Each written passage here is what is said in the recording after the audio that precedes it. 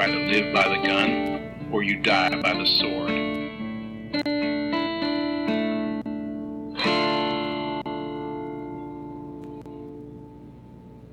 Welcome to The Good, the Bad, and the Weird.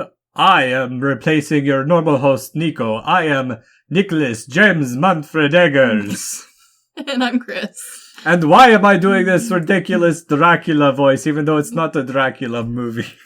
Because you're trying to impersonate one of my favorite actors of all time, who voices in The Cat Returns. Yes, we are finally covering a Studio Ghibli movie. And yes, that is actually my real name, but it is also because The Cat Returns has a stupid-ass long name for the Baron. The Baron does have a stupid name. Yes. And it sounds super fancy, and over the holidays I was talking to my mom about this, like, of the three of us, or me and my two brothers, we all have four names, and mine sounds the most proper and longest of the three. Yes. Yeah. Yeah. So, Ghibli, one of our most beloved franchises, or not franchises, studios. Studios, but here in America, I think franchise is a fair term. Yeah. We wanted to get into their movies, but it is hard, because where do you start with one of the titans of animation? Well, I mean, yes, that is true. And we always could have started with something we really liked. Sure. But more specifically, I think you directed us towards The Cat Returns. I did. And I, in my research, starting to go down to it, and I'll get into it as we go, but The Cat Returns is kind of at a weird spot for Studio Ghibli that, as I've been starting to go back through some of their older stuff and look at their history, I've realized like how kind of oddly transitional this movie is, but oddly placed at the same time. Yeah, because this movie is a Studio Ghibli film, and while the great director had his hands in it, this is not one of his. Yes, and we felt it'd be good just to go into like the movies themselves instead of trying to do a full history of the studio, just because it's a lot. It is a lot, and especially with everything else we have coming up and the last month. Yes. Well, the last month's just been busy in general, so... It has, and on top of that, Studio Ghibli is one of those, again, franchises in a way. One of those movie titans that it's easy to pick the most recommended movie. It's easy to start in with their most award-winning movie. But that's not necessarily the correct movie for you. Yeah.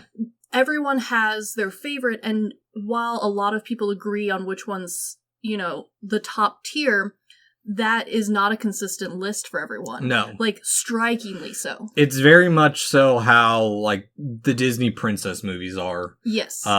Which Hayao Miyazaki has been considered the Japanese Disney. Yeah. So there are those similarities to it, too. And remove, like, the Disney's princesses that are strikingly similar, and you're reaching from one end of the scale to the other with how realistic, how fantasy, how emotional, what age range the original target audience was for.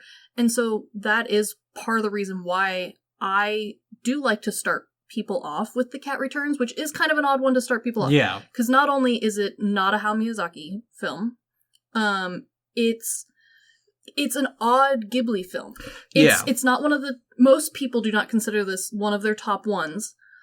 But for me, it fits really nicely because, the voice actors, if you're into American film, you will know these people. It's full of recognizable faces. It's got the weird quirks and charms that prepare you for some of the more, like, out there Ghibli films without feeling like you're watching too much of a kiddie movie. Yes, and the more I dug into it, the more I recognized the Japanese voice actors, too, from their live action stuff. But how I'm going to structure this episode a little bit is going to be a little bit different than normal, where normally we start off with who starred in it. I'm going to go through them as they appear and as we come across them. I like just that. Because with animation, and especially voice acting, it's easier to do it as you come across them rather than say, oh, this person was this, this, and this, because by the time they show up, you kind of forget who they are. Yeah, definitely. And so, into how... we'll get into it. So, for those who don't know, The Cat Returns is a 2002 Studio Ghibli animated feature that is based on the manga Neko no Dashaku. The Cat Returns. Baron by Hiragi Ao, or Aoi. I do apologize. I am going to be learning some Japanese in the future with my younger brother, so we're going to be... I hopefully these will get better as time progresses. I do think that's a hard name, though. Yeah. With the screenplay written by Yoshida Reiko in Japan, and it was adapted into English by Cindy Davis and Donald H. Hewitt. Hiragi had previously also created the manga Whisper of the Heart, which was adapted in 2005 and is the spin-off for The Cat Returns. And I'll get into that a little bit as well.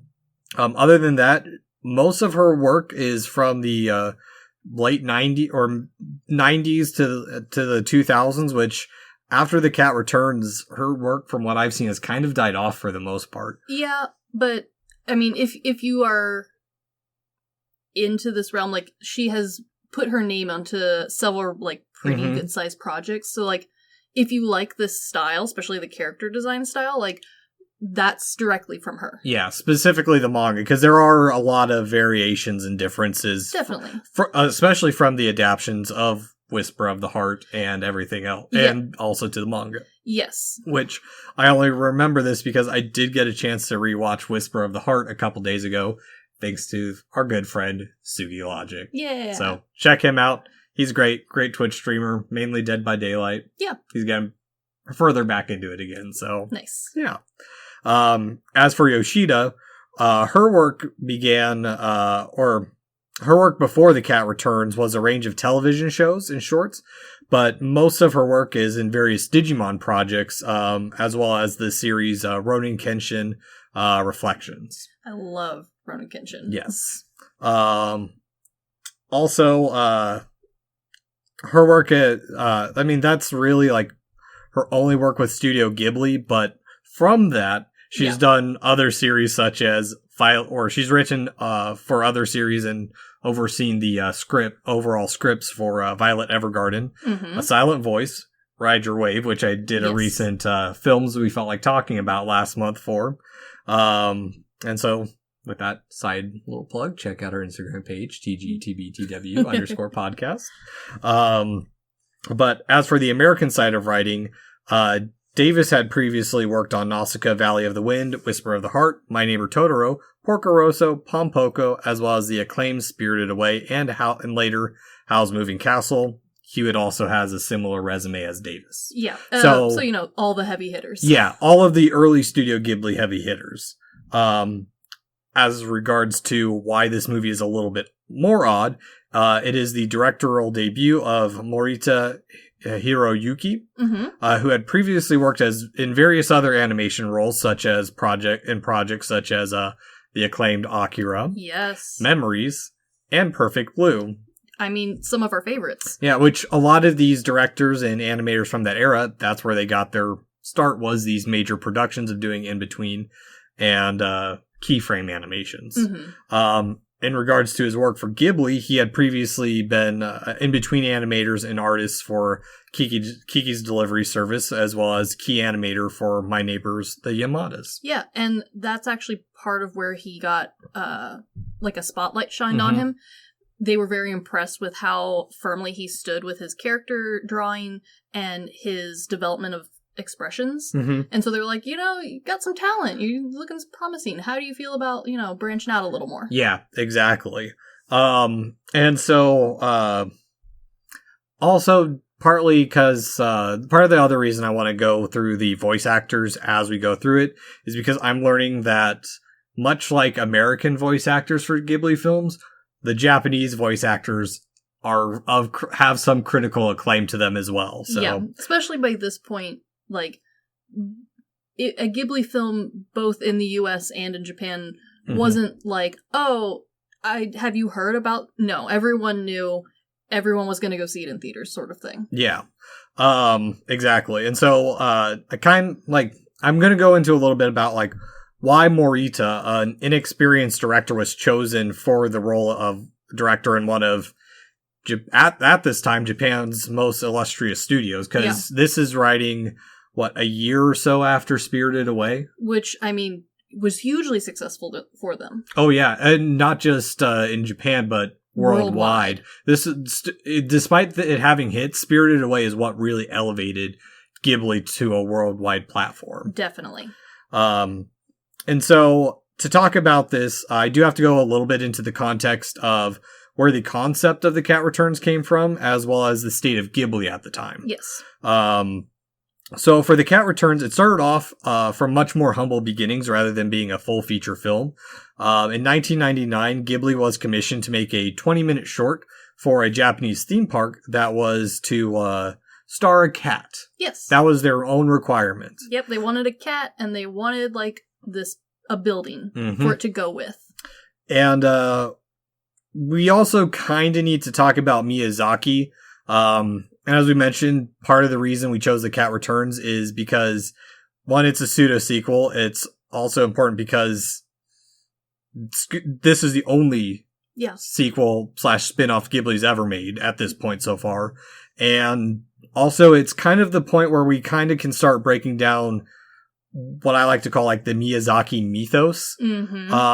Just because I feel, at least for us Westerners, most of the works we were introduced to from Ghibli were Miyazaki. Yes. So in turn, for the longest time, we've assumed Miyazaki was the brainchild and the only contributor to the entire studio. Yeah, it was especially, I think it's still something of, I don't want to say an issue, but it's definitely something that's not in the forefront of most people's minds, is that the vast amount of talent, especially at this point, that is working at Ghibli, that honestly is moving the company forward. Because one person can't hold up a franchise forever. No. You have to branch out, you have to find new talent.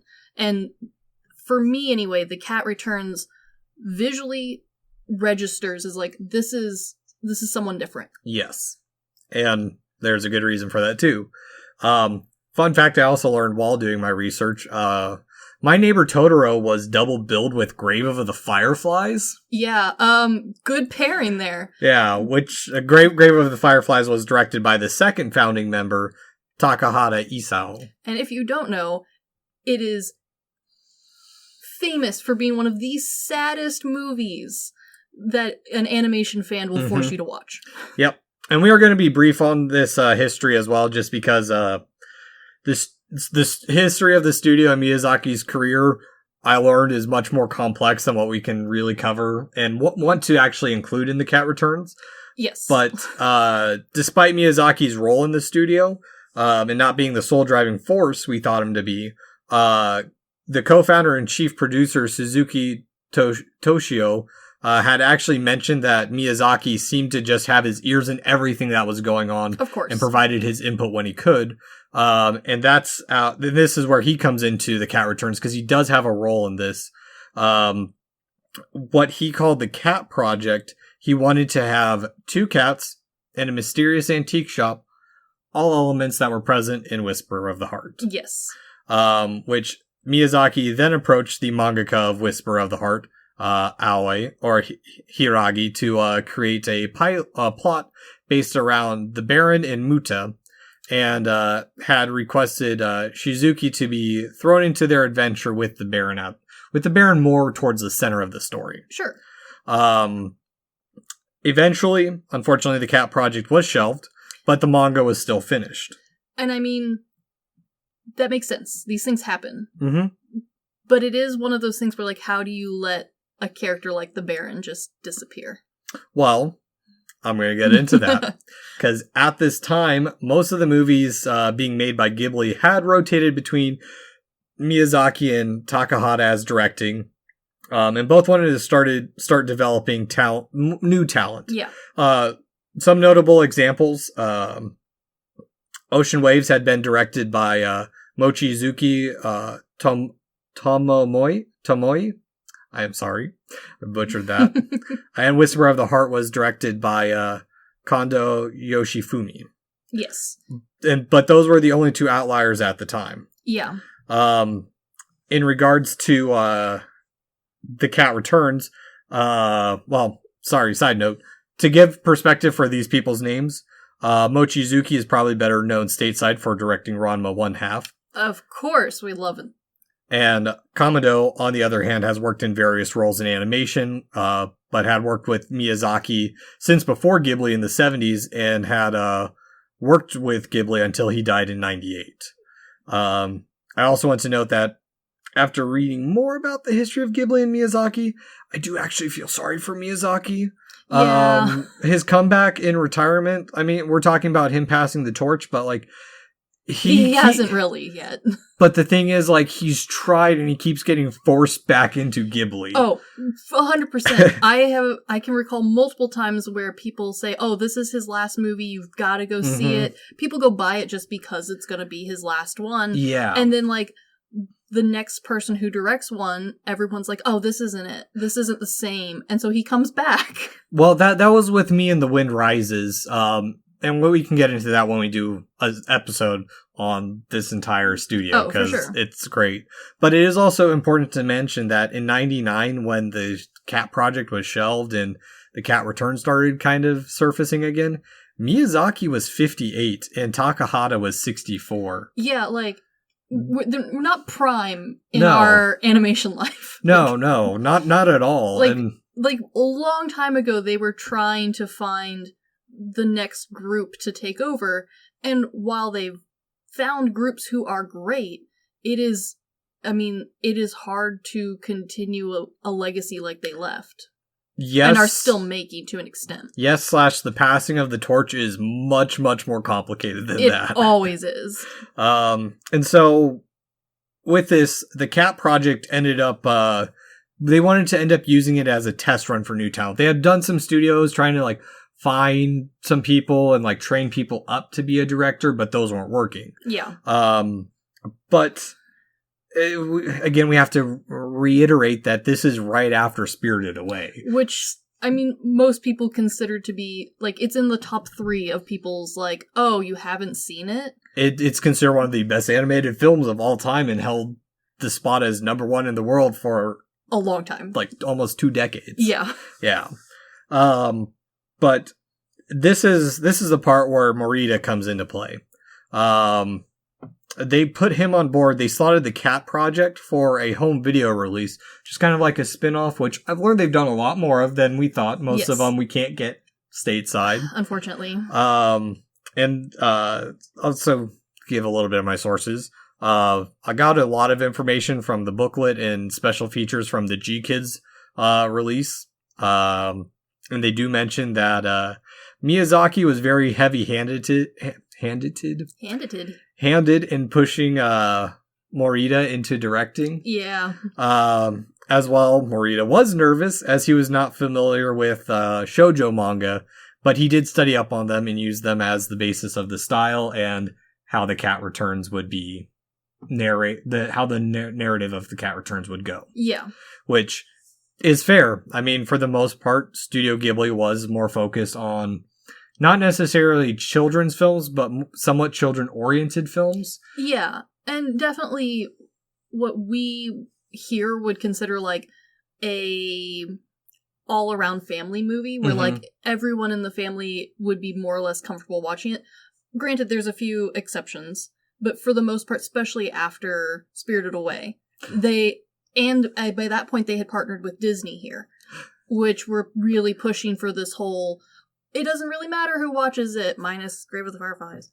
Well, I'm also wondering how long it will be till nephews and nieces are allowed to watch Pompoko.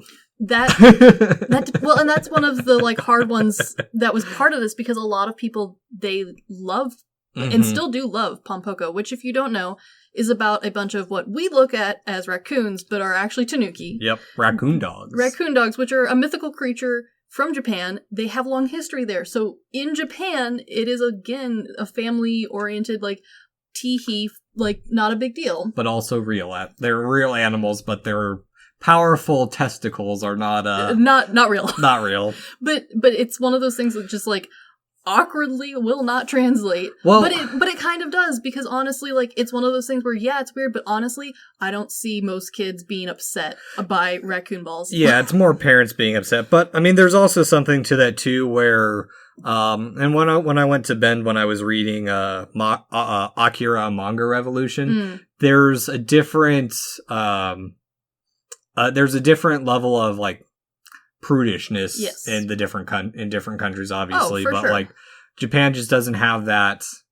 Oh, you shouldn't see it. It's more just part of nature kind of thing and part of their lore. Yeah, and their cultural history. Exactly. Yeah, and so yeah, Cat Returns needed to continue on with this concept of like being available for most people. Yeah, and I wouldn't say needed to. It was more. What the Cat Returns ended up becoming was something more than what they anticipated. For sure. Partly because Morita came back 9 months later with a 525-page storyboard that completely exceeded their expectations and brought much more depth to the story than they were anticipating. And so once it was placed in front of Miyazaki, he reslated it for a nationwide film release. And it wasn't going to be an OVA anymore. Which is one of those things where, like, some people, like, know that going in, and they're like, oh, well, that's why this one feels off. And then other people know that going in, and they're like, oh, that's why this one feels special. Yeah. It's The Cat Returns is one of those movies where you'll go into it, it will depend on how you go into it, what you're expecting it to be kind of thing. Very much so, yes. So, like, if you're familiar with Ghibli, it's going to feel off. If you're not familiar with Ghibli, it's going to be a cute movie. Exactly. But also, Morita mentions that he, part of where the depth of the movie comes from, is when he was studying the shoujo manga. Also, for those who don't know, shoujo is manga geared towards teenage girls compared to shonen, which is geared towards teen boys. And the main differences are usually like, think Sailor Moon versus Dragon Ball Z. Yeah, that's the main thing, but their definitions have kind of fallen to the wayside, especially in the US. More so, I'd say, with the shonen. Yeah, and, this was back in the day where the line was a lot more hard cut. Like, most people wrote for the genre. Yeah. As opposed to now where people write for the story. Yes. But Morita does mention that the death came from the ambiguity of female desire. Partially, more specifically from a line that he got inspired from the manga. A cat kingdom might be nice. Yeah. Specifically, might. Not even would be nice, just... It just might be. It might be. It might be not. Who knows? Yeah, and this is one of the parts where a lot of people, I think, and me included, this is the part that makes this film Ghibli. It's because that's a theme that Ghibli is very well known for and praised for, is putting out their female or young leads who, instead of going on this life-changing journey that makes a clear statement on what should be the outcome, what should be the moral lesson, it's a more gray lesson. Yeah. Or a more subtle lesson. Subtle, and I think it also it comes from some of Miyazaki's, what's the proper term?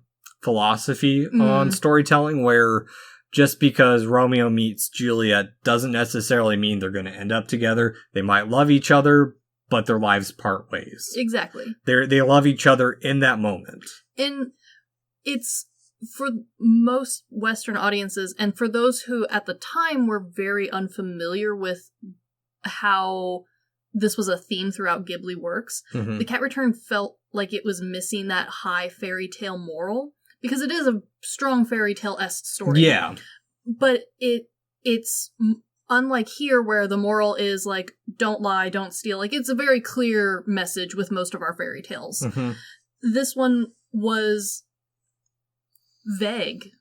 Careful who you help. Yeah, but also at the same time, keep being you. Keep doing what you're doing. Yeah. And, maybe think twice about cats. Cats are dicks. But also nice.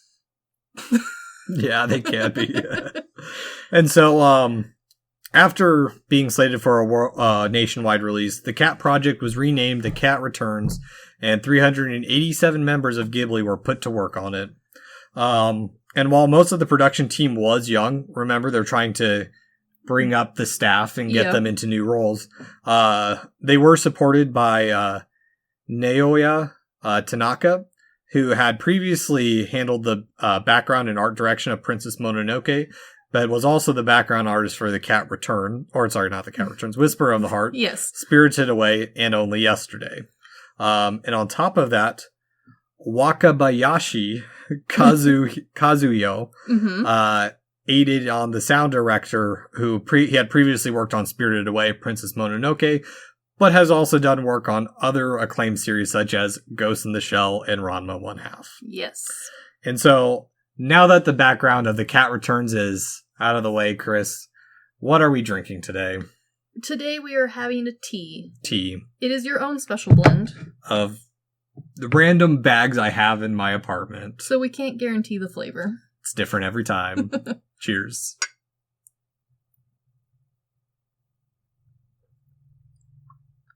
It's good. It's a bit strong, but it's good. I just forgot about it and let it steep too long, so... No, it's good. Yeah. So, The Cat Returns. Ah, yes. We open on a oddly prominent building as a narrator opens about, if you are ever in need of anything, there's a place to go if you need help. Mm-hmm. Very standard fairy tale. Fairy tale. Odd opening for Ghibli, though. It is. Because Ghibli, especially after, like, My Neighbor Totoro, everyone really focused in on, like, backgrounds. Yeah. And how beautiful and real those felt, even though they were fairy tale-esque. So we're normally used to, like, a nice, beautiful song and some rolling hills. Yeah. And we kind of get it, but the narration's just... It's new. Yeah, because the only other movie before this that I can think of Ghibli that has somewhat of this kind of intro is Grave of the Fireflies. Yeah, which ended up having such a somber tone that the light beginning, you're like, oh, this is gonna be great, and then you get your heart crushed. Yep.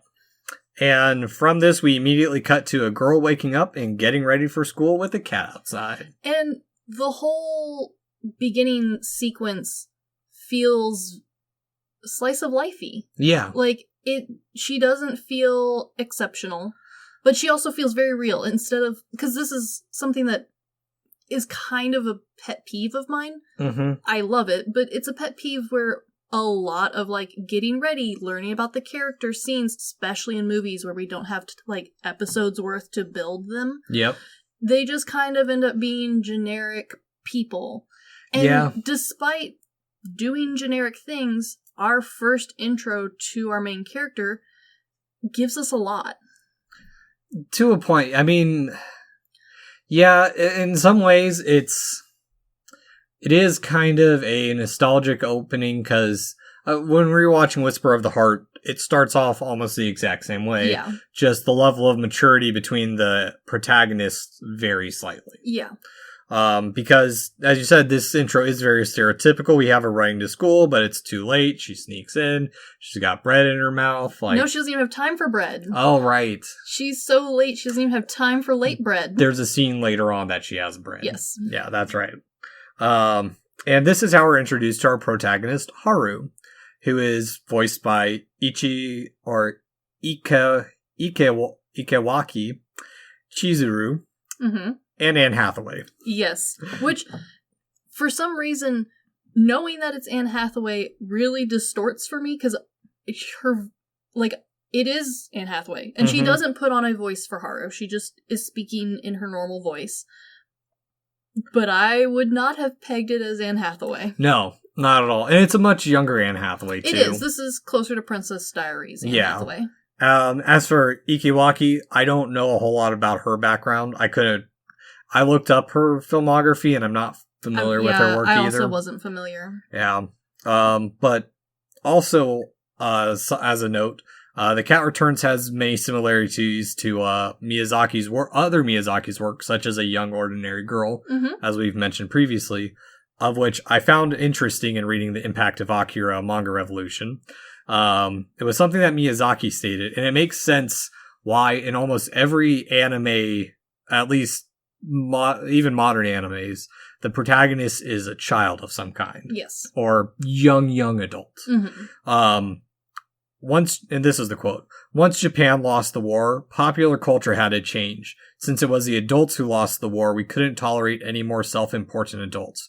Children, on the other hand, were pure. They bore no responsibility for the war, so we made them our protagonists. Yes. So it's kind of like creating this clean slate of a human. Yeah, and it leaves room for a lot of development and growth stories, which is most of anime, is some form of, journey for the protagonist, some form of odyssey. Yeah.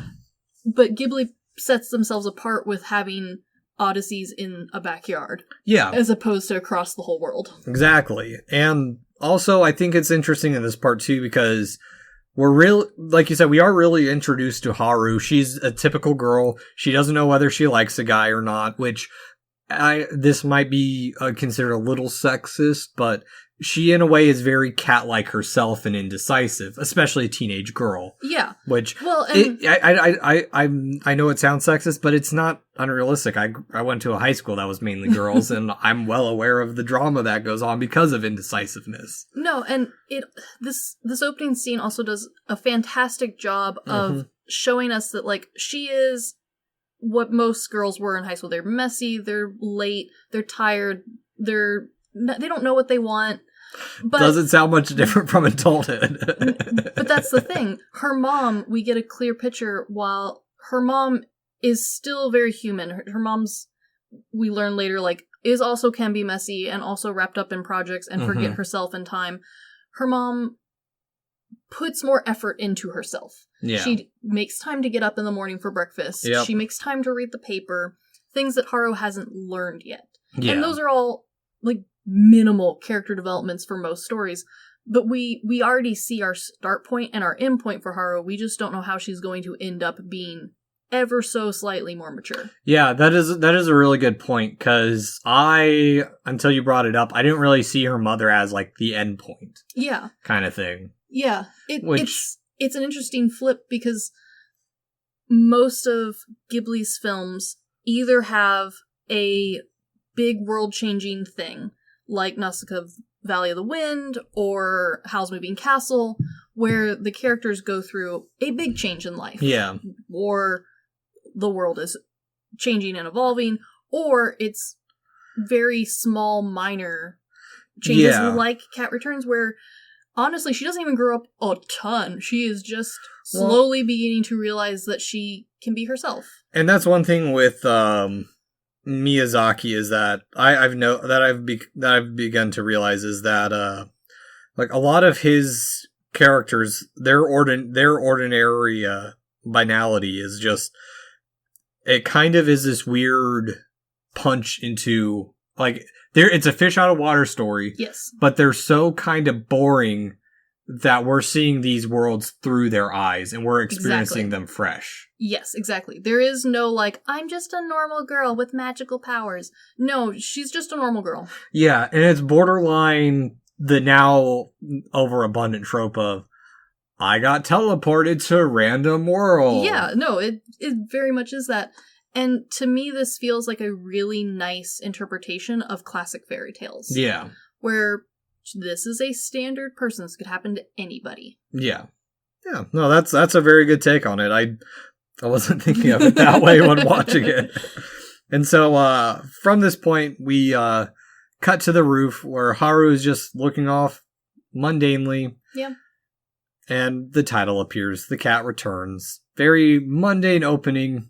It's quaint. Yeah. Like, it's quiet. It's peaceful. It's the same old, same old. Yeah, it's the equivalent of American Side riding the bus to school, kind of. Oh, yeah, with nothing exciting happening. Yeah, yeah.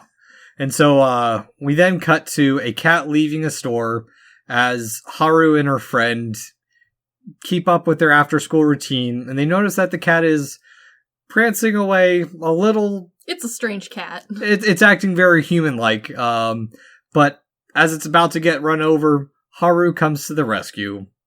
One thing I do find interesting about, before we dive into it a little more, Studio Ghibli it's not only in this movie, but they have an interesting way of giving animals human attributes without anthropomorphizing them or Disney-fying them into cartoonishness. Yeah, it is an odd, delicate line that Ghibli's very good at. Yes.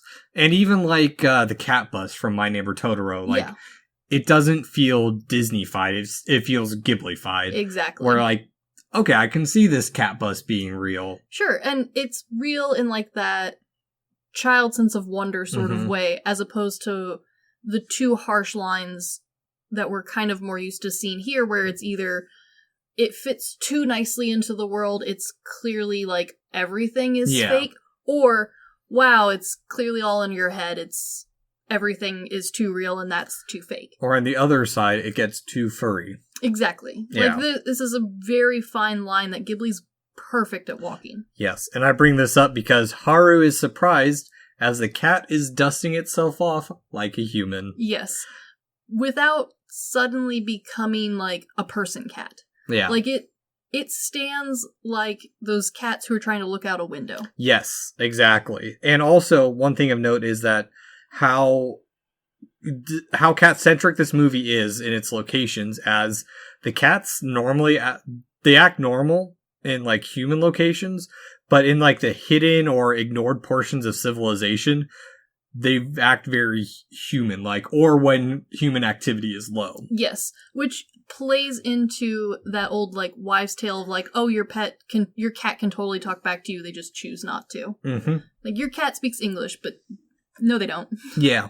I mean, I know it sounds stupid to say, but I can read my cats, even though they have a blank, stupid look on their face all the time. Especially Hobbs. Hobbs has the deadest eyes. Hobbs is a little Coco IE, which we will go into more, because the best Coco eyes on this planet are in this movie. Yes. So, this cat is actually voiced by Yamada Takayuki, which this is his second voice acting role, but has gone on to do a variety of other movies, including the live adaptations of Gantz, Gintama, yes, Arikawa Under the Bridge, which I didn't know they had made into a live action, but more importantly, Crow Zero, Crow Zero 2, the 2010 13 Assassins remake, I love that one, Lessons of Evil, and the live-action Terraform Mars, and the reason these are most important is because Takashi Miike directed them. Yes, there we got it in. Oh, you have no idea. I have been holding this off from you for probably about a month now. Almost all the Japanese voice actors are somehow connected to a Takashi Miike movie. You know what? At this point, the 3 degrees of Takashi Miike grow ever smaller. Exactly. Fuck you, Kevin Bacon. Takashi Miike. I'll probably find something like that. Yeah. We'll play a game. Yeah. And so, the American voice is done by a dude named Andrew Bevis, who this is his only credit. Yeah.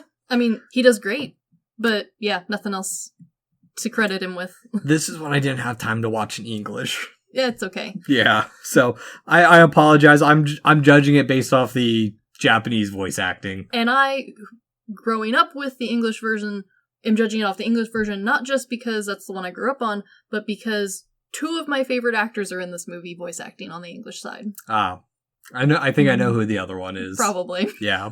So, the cat says he will return, and we cut to dinner where Haru is, having a flashback, or she tells her mom she met a cat, or she talked to a cat today, and her mom said, oh yeah, you did that when you were younger too, and we have a flashback to Haru feeding a dirty white kitten. So cute. That has followed her home, and supposedly Haru has some ability to understand cats. Again, I understand. I know what my cats are trying to say, but I don't understand stray cats. And even friends' cats are puzzly at times. And again, this all just kind of reinforces, honestly, a very European-style fairy tale where, like, it's very common in European fairy tales to say, well, kids can see the fairies, kids can talk to trees, and you grow out of it as you grow older. Yeah. This movie, for being a Ghibli film, which normally tells very Japanese style stories, is very European in its stories. Well, and that's partly due to Miyazaki's style. I mean, Miyazaki, for the most part, his stories feel very European, and I mean, that's where he got a lot of his inspiration was, I think it was Norway. He took a trip out there in his early days and was heavily inspired by the architecture and just going there to, I think it was specifically to pitch the idea of an animated adaptation of Pippi Longstocking. Yes. Which was declined, but we can see the influence of the European style in all his works. But don't worry, there is an animated version of Pippi Longstocking. Yes. It's just not by him. Yeah. But there is one thing in the scene that I want to bring up, and it's the cat says, "It's tough to survive in this world." Yes. And I'll get into this a little bit later because Ghibli, despite some of its movies being overtly darker, this one a lot of their movies have ways of sneaking in darker themes into their movies. Yes. Which is why, like, also this one, despite it being light and cheerful, is honestly one of the darker ones. Yes. But Ghibli does this again where they give you a dark thing and they disguise it beautifully in a pleasant story. My Neighbor Totoro is a great example. Like, if you're watching that from the point of a caregiver instead of as a child, the movie is terrifying. And also there's that unfortunate similarities. They didn't plan this, but there were similarities to a case of two girls who went missing. Yeah. Who were potentially spirited away. Yeah, and it's one of those things where, like, most kids, most young people won't they'll know, like, oh, that's scary, but for the most part the movie presents itself in the standard Ghibli way. Everything's fine and happy and, like, yeah, it is tough, but it's okay. Yeah. But if you felt like it, if you really decided to sit down and dissect these stories, they're a little scary. A little dark. I will always find the darkness. But you're not the only one. Like, that's a lot of people's appeal is they were able to grow with Ghibli. Well, this is also coming from someone who, my mom loves telling this story. When I was a kid, and I still think this, I thought Somewhere Over the Rainbow, or no, Don't Take My Sunshine. Yes. That was one of the saddest songs ever. I also think Somewhere Over the Rainbow is one of the most depressing songs.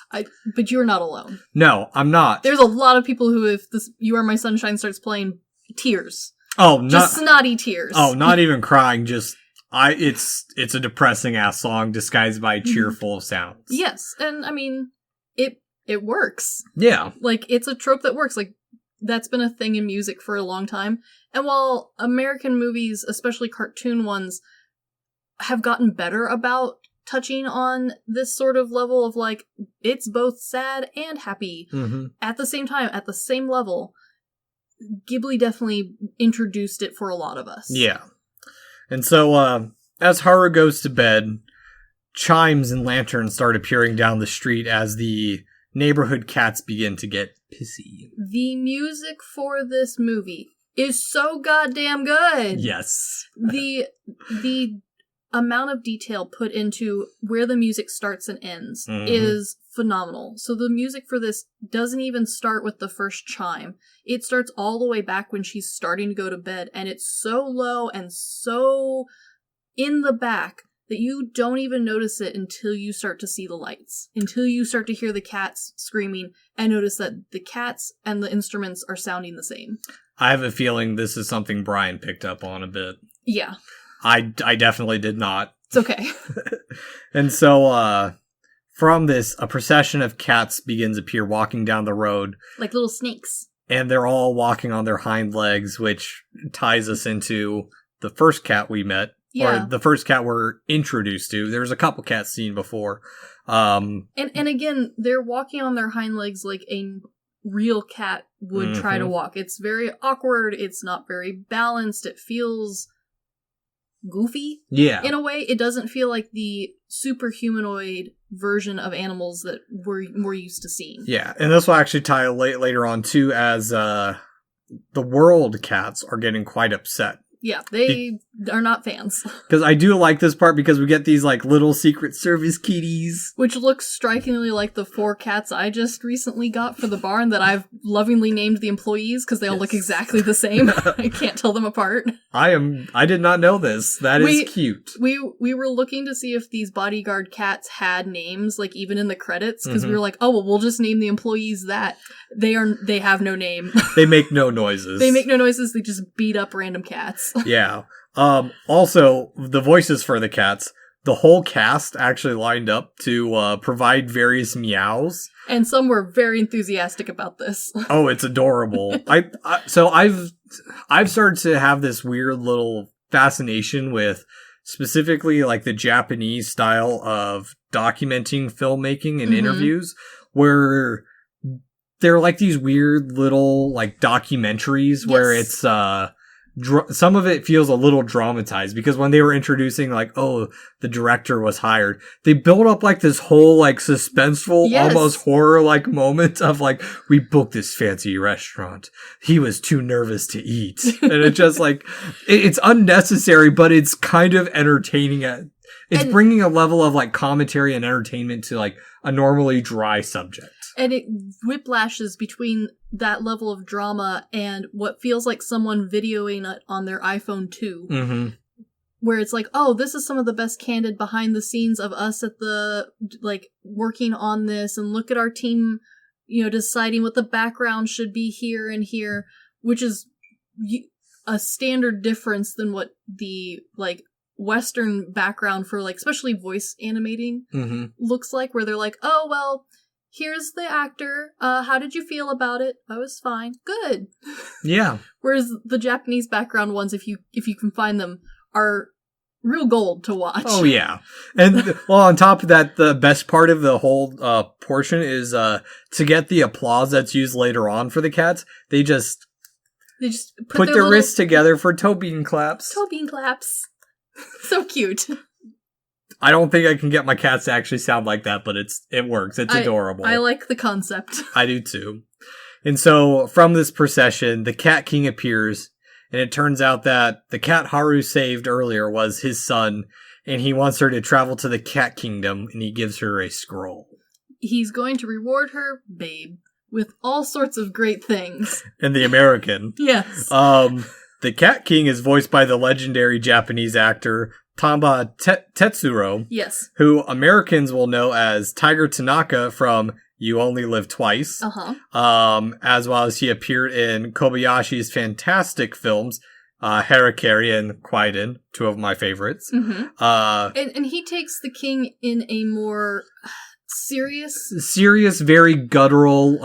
It reminds me of some of like the old shoguns you see in movies. It very much felt like an old version of a telling. Yeah. Like, if it had been, like, announced that he also practices samurai sword, I'd be like, yes, of course he does. Yeah, yeah. Whereas the American version went with a slightly different route. Well, before I go to the American, Tamba is more importantly known for his roles in The Happiness of the Katakuris and so the friend group favorite, Gozu.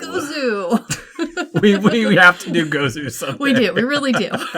And as well, he's been in a shit ton of other movies. He is a big name for this movie. Yeah, he is the big name, I would say. Yeah. And he does a great job. He is such a dickhead. As for the American side, we went with the lesser known actor, Tim Curry. Yeah, I don't know if you've heard of Tim Curry or heard me rant about Tim Curry.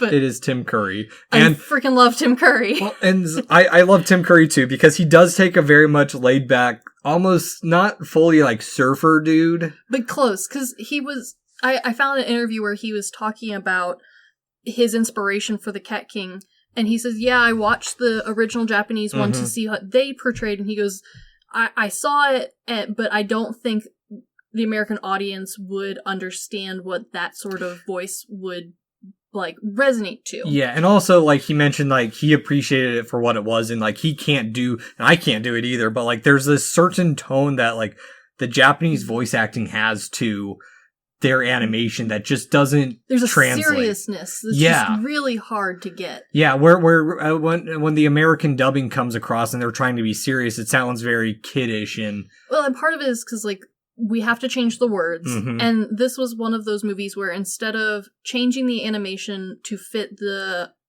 like, translated words, they chose American words to fit the already done animation. Which means we're a little limited on how many syllables and consonants we can put where. And so Tim Curry very smartly worked with all of that and said, you know, I can't do that voice. The American audience isn't going to register with an interpretation of that voice. But you know what they would get? A surfer hippie dude. Yep. Who calls everyone babe. Yeah. And at first he asked if they wanted, like, a voice for the Cat King. And they were like, well, you know, if you can find, like, the right one, but honestly, you know, you're Tim Curry. Whatever you do is fine. So there's a few parts where it slides a little bit into hippiness, but for the most part, it is unabridged Tim Curry gold. Yeah, he is great. From what I remember, again... I haven't watched the American dubbing in a while. The other thing that we can now finally talk about is the actual physical look of the Cat King. Yes. Because all of these cats so far have been incredibly realistic and varied, which is something that's kind of nice and something very Ghibli-esque, is there's not a lot of repeat cat shapes. They spend a lot of time and effort, even for background cats, going through and picking out real-looking cats. Yeah. And a huge range of them. The Cat King, while there's several cats who are distinct, like there's only one, like, flopped-eared cat. There's only the prince is the only one who looks as sleek as he does. Scottish fold. Yeah, that's it. Yeah. The Cat King is the only one that looks like it rolled out of a dumpster. He is fat, his hair is all over the place, and he has the worst set of cocoa eyes ever. And so now we can finally explain what cocoa eyes is. Yes. So we have a friend who grew up with a very cute dog, whose eyeballs pointed east and west, not at the same time. And was always looking off at both ends of the horizon all the time. And its name was Coco. And bless Coco, Coco has moved on into infancy for all of us. And so now anytime a character, especially these old animations, and especially characters that are meant to be derpy, like the Cat King, we call it Cocoa Eyes. I have never met Coco, and I am familiar with the Cocoa Eyes term through knowing you guys. That is the legend of Coco. Rest in peace, Coco. But yes, this cat does look like it was pulled from a dumpster. It looks very old and ratty. It does, but and they do a really good job with it too, because he also kind of feels like he might be fluffy in bits. Yeah, and like, I can see him working both ways, both the Japanese voice actors method and the English method. Like, he could be a powerful, beaten-up cat who's just decided to let himself go. Or he could be a hippie king who's decided to let himself go. Hippie king, but I just thought of it. Tim Curry's portrayal, because in the voice commentary, he does show up every now and then, so I've heard some of his lines. Mm-hmm. He feels very much like that old end of his reign Yakuza guy. Yes. Where he's just very laid back and like... And like the only thing really holding him on is his old reputation. Yeah. Yeah. Where he's not as fierce as he used to be. No, the man hasn't done a crunch in a long time. No, neither have I. And so, in the morning, Haru wakes up thinking that all this was a dream, but there's a couple things off. One, she gets a call from her friend who has a pile of lacrosse sticks piled at her door. Because Haru broke it, saving the prince. And the yard is covered in cattails. 3-foot tall grass. Yes. Which... I love how calm Haru is about all this. She's like, well, I'm already late. I don't know what you want to do about these hundreds of lacrosse sticks. That's up on you. I don't care. Yeah. And, oh man, we need to mow the yard. Like, it's not a dismissal of this. It's just like, I don't have time to deal with this cat. And her mom's like, I'm going back to bed. Yeah. Absolutely not. Yeah, and they add a little bit here, too, because it's brought up that Haru's actually allergic to cattails. Yeah. And, like... they're not her favorite thing. Like, all this is kind of starting to pile up into inconveniences because she also, on her way home, this is the bread scene. Yes. Where she grabs a loaf of bread and runs, or not loaf, a slice of bread, and runs off as the neighborhood cats begin to stalk her and chase her. Yeah, and it's impossible to tell from the scene if it is a group of cats who are angry that she is in league with this weird cat kingdom, or if these are like bodyguard cats meant to follow her around. I don't think it's bodyguard cats. I think it's groupie cats. Yeah, it's because there's a little thing later on. Okay. So after being chased to school with the cats, she finds sanctuary somehow at her locker, but it's brief because it's full of packaged mice. Like in cute little chocolate boxes. Yeah, very, very much so. And this is where people not familiar with the anime genre, and I don't know how true it is in Japanese culture, there's a thing about like getting a love letter or presents in your shoe locker. Yeah, and it's one of those things where like hard to know like how accurate it is, but the shoe locker thing, very real. Like that's, but for most, especially Ghibli fans at this point, most of us have become Japanese nerds. Yeah. And have bothered to watch multiple slices of life where we go, oh, you don't wear your outdoor shoes inside your school? Okay, cool. Yeah. I mean, it's influenced how I want to design my future house, too. A lot of people. Yeah. Definitely. Yeah. But after all this ordeal, she is finally able to sit down in her classroom where she opens up the mysterious scroll that is full of cat gibberish and what looks like a 5-part plan. There is one part I didn't get, but this is where I think the cat are the cat groupies. Yes. Because there's symbols. The only one I didn't get, there's like a log that's like a Naruto substitution jutsu log. Yeah, I don't know what the log is either. Yeah, and I don't know if it's just some part of a concept that was skipped or if they didn't get to this plan because she changes it. Like, I don't know. I also love how the official cat document given to her by the king, documenting what she's going to get as gifts, looks like a child with a crayon drew it. Yes. Like, it doesn't even look nice. No, it's probably nice for cats because, I mean, I'm sure they had to, like, yeah, because, like, these cats don't have thumbs. Like, these are very much like, I have to hold the pencil with both my paws and, like, scoot it around. So I'm sure this is good, but it's a level of detail that, like, just really enforces that, like, these are not humans, like, in a cat body. These are cats. Yeah. Just straight up smart cats. Yeah, and now I just thought of the musical Cats, which I need to get to at some point. You let me know, it's one of my favorites. The remake? It's not the best, but the original. Mwah. I'm talking about the remake. I need to get to the remake.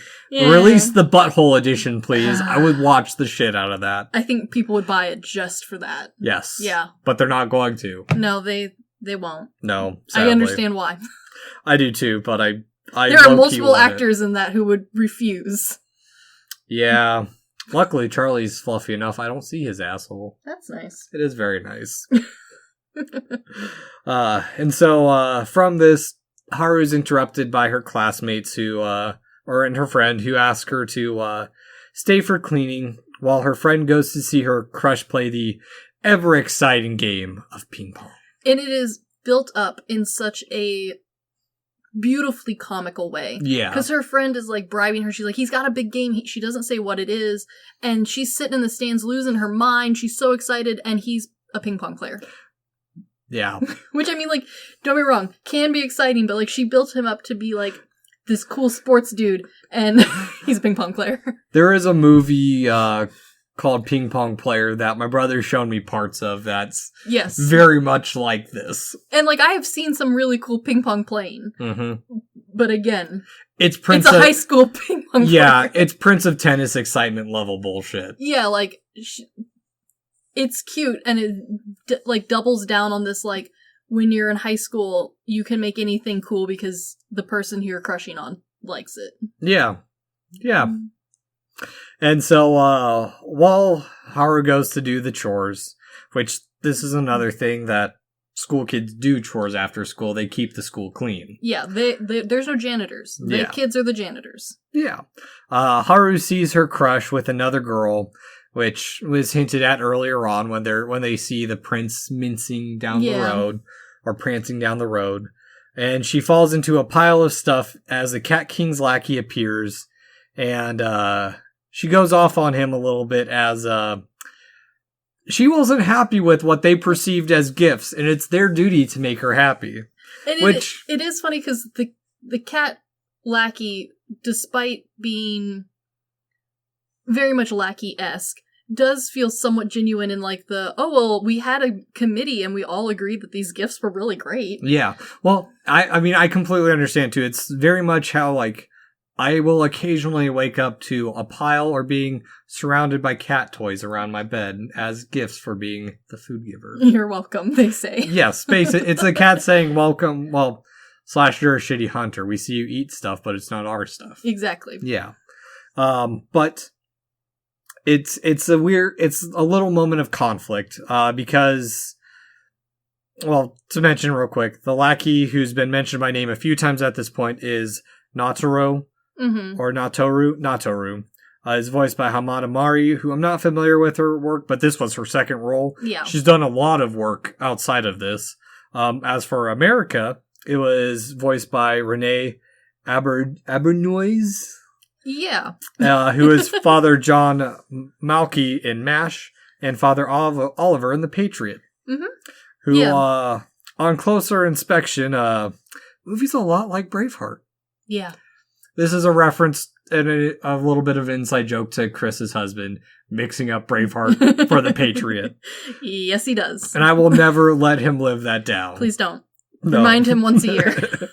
But from this, Nataro invites her to go to the Catland to be the bride, which this is the part where he's going off of how great Catland is you'll love it there. And she's like, it might be nice because it's better than her current situation. Or at least, like, he's making it sound that way. Yeah. And, like, she doesn't know.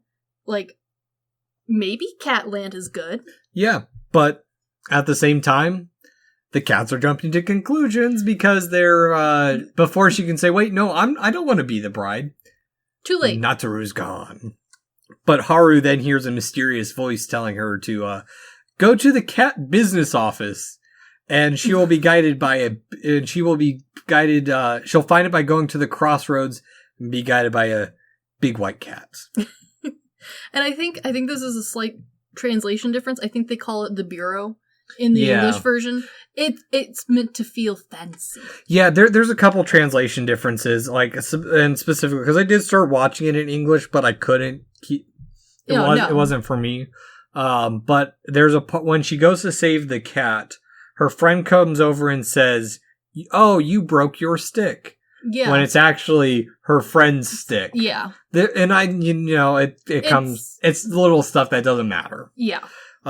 So from here, Haru goes to the crossroads and accidentally sits on a big fat cat. Bless him. Who seems uninterested in Haru at all, other than she sat on him, but perks up when she says she's looking for the cat office bureau. Yeah, the cat office. And she is guided through a labyrinthine back world of the cats. And we should emphasize that this cat that she has sat on is not just a big cat. This cat is freaking enormous. Cat is Remy sized. He big. Remy height, Hobbs girth. Yeah. He is a tomcat in size and a lazy house cat in girth. Yes.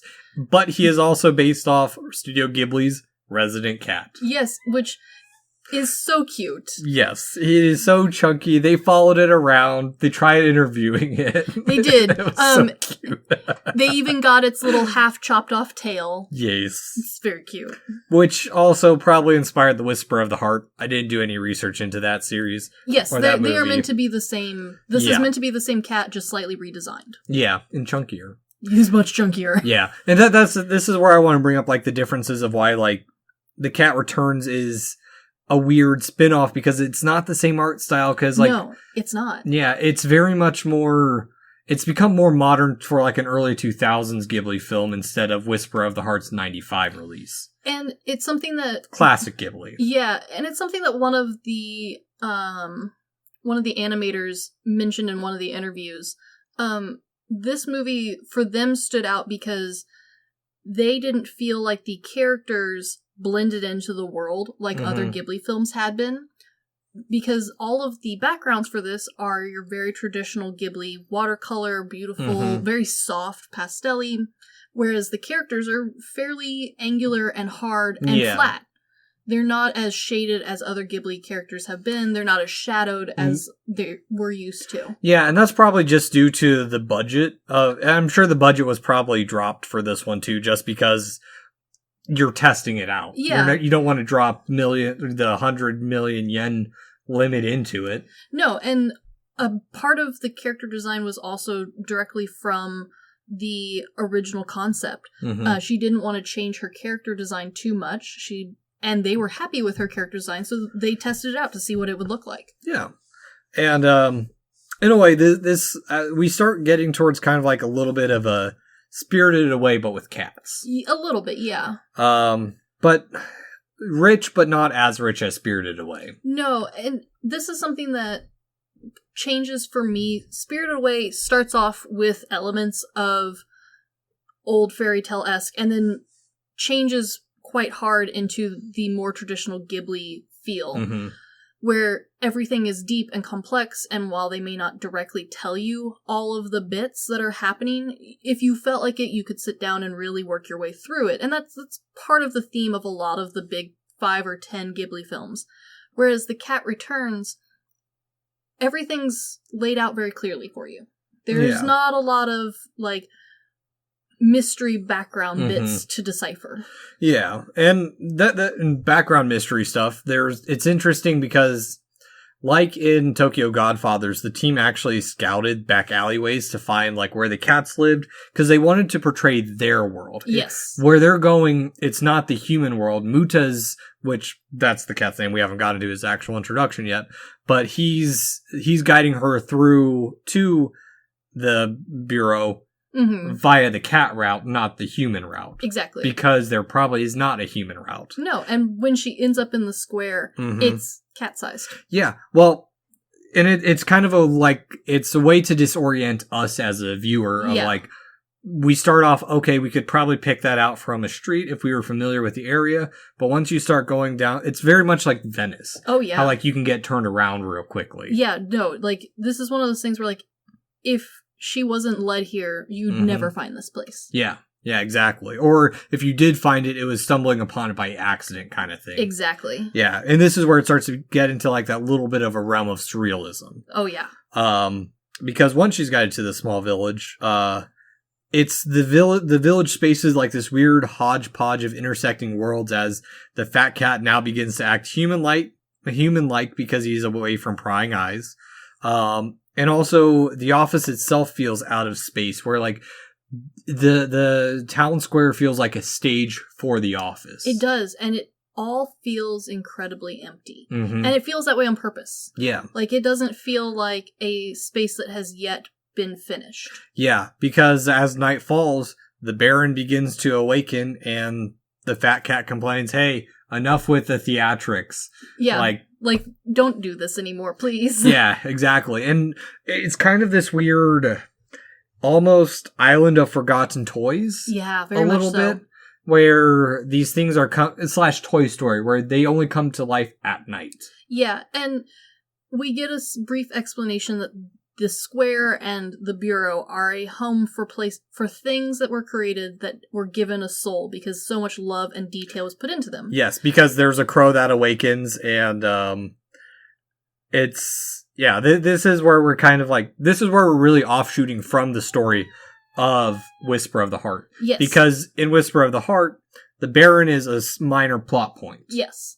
And I think the square feeling empty and stage-like kind of adds into this, because instead of the square being filled with things that all have been given a soul, it's kind of a rare thing.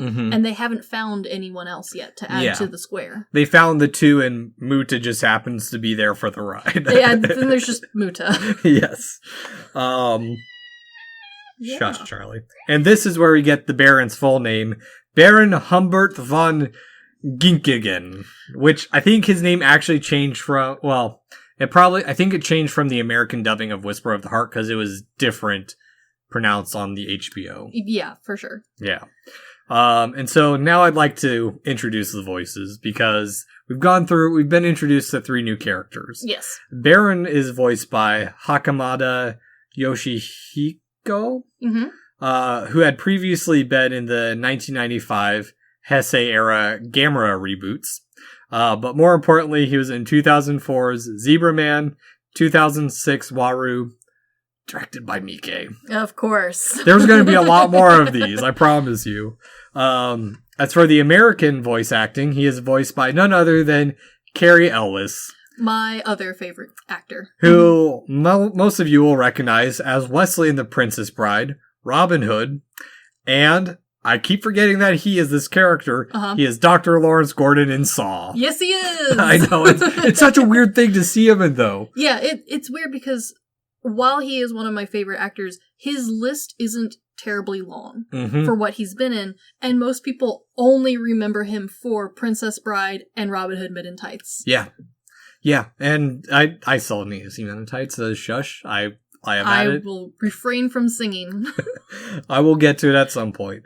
But yeah, I mean, like we said, these movies are full, like, that's the thing I think that really set Ghibli apart from other Japanese or localizations is because, and it specifically happened because the Miyazaki in the recutting and redoing of Nausicaa when it was brought to the US was so horrifically done that he was very much against bringing it in any adaptation, Charlie, afterwards. And that's why like Disney started bringing in, especially like when they re-brought it, they brought on Uma Thurman and Shia LaBeouf and like they weren't going to take any more risks. Yeah, they're gonna we're gonna have established voice actors, and I think that's what sets Disney apart, especially from like a lot of dubbing now. Even now, is because dubbing has gotten better, but Disney has that more serious tone to what they're doing. Yes, and it's something that a lot of people do praise, and why Disney has a world reach, whereas other animation studios don't, is because you can get a Disney film in just about any language you want, and for the most part, they're fairly well dubbed. Yeah. There's not a whole lot of complaints. Yeah, exactly. And this is these are some of the rare movies where I will recommend watching it either way. Yeah, and honestly, like, I've listened to them both, and the Baron is one of those characters where, like, if they had picked the wrong voice actor for either the Japanese version or the English one, it would have been weird. But they picked both people who could sound suave and gentlemanly in 2 different accents, in 2 different languages, and it works perfectly. Yep. And as for Muta, he is voiced by Watanabe Tetsu, who has also been in a few Gamera movies, which we need to do Gamera at some point. We do. Specifically the reboots. As well as a couple Godzilla movies. He is also the voice of Yama Inu, one of Mononoke's side dogs in Princess Mononoke. But more importantly, he was in 2015's Yakuza Apocalypse. Okay, there it is. Directed by Takashi Miike. In America, he was done by the late Peter Boyle, who many of us know from the Santa Claus franchise as the father-in-law, as well as Everybody Loves Raymond. And then for me, Young Frankenstein. Yes, of course, Young Frankenstein too. He is fantastic in that. Yeah. As for Toto the Crow, which I love the naming Toto. It's very Wizard of Ozzy. He is voiced by Saito Yosuke, who I'm not familiar with, but I do know of a show he's in called Samurai Cat, which I brought up a handful of times that I need to get to at some point. Yeah. As for the American voice actor, Elliot Gould, who was in a fuck ton, but I do not know anything he has been in. No, he ended up in the comedy realm, specifically the American comedy realm, and it was during the era of like stand-up style comedy and like TV laugh track comedy. Oh, so it wouldn't have been your thing. Yeah. But something to note about him was he was overly pleased to get to play a crow because he felt that he himself was a spiritual crow. And so he lavished getting to play this role. I don't blame him. Oh, we are a little bit serendipitous. The new Dead by Daylight, fun fact, we are recording this at the end of Nick Cage November. I am using the fantastic Nick Cage November mug that I posted. Yes. But the new Dead by Daylight character uses crows. Perfect. We are serendipitous. Yes, because there are so many crows in this movie. Kind of. Like, there's oddly a weird crow theme for a cat movie. Yeah, I kind of get it. Cats and birds don't get along super well, but this is a weird hodgepodge of cat, porcelain, cat, human, and yeah, like there's a crow. lot going on. Yeah. Which another little bit of point out, of the cats, Baron is the only one that has human hands. That's because he's not a cat. Nope. He is a statue. But yeah, it's kind of nice actually, because at no point do you think to yourself, wow, why are all these cats so lower than Baron? Why is he the only one who wears clothes and has shoes and walks properly? It's never a question in your head. You never forget that Baron isn't a cat. No, they do a lot of good stuff with him. I will say, my favorite character of this movie is Muta. Oh, whose isn't? Muta's great. He is a cynical dick, but a softie at heart. Yes. Because I like his banter with him and Toto, because they're going at it with each other. Yeah, just full on brawling in the square. And Baron's just letting them do their thing while Haru is like kind of losing focus on like, why are they fighting? Why aren't you stopping them? Whereas like the Baron is very good at like, hey, nope, turn here. What was your problem again? Yeah, exactly. Let's focus on this. I'm aware this is all new to you. Don't mind them. And we kind of start getting into like this weird like Alice in Wonderland like tone to the movie. Yes. Because as she goes into the house, she's still normal sized, but all the food, and this is where we get introduced to the tea. It says personal blend. It's different every time. It's very gentlemanly thing. There we go. That's the voice I should have done for the Baron instead of blah, blah, blah, blah, blah. Yes. Especially the American version, Carrie's voice is his standard Wesley voice. Yeah. It's proper, it's almost British, but it's not.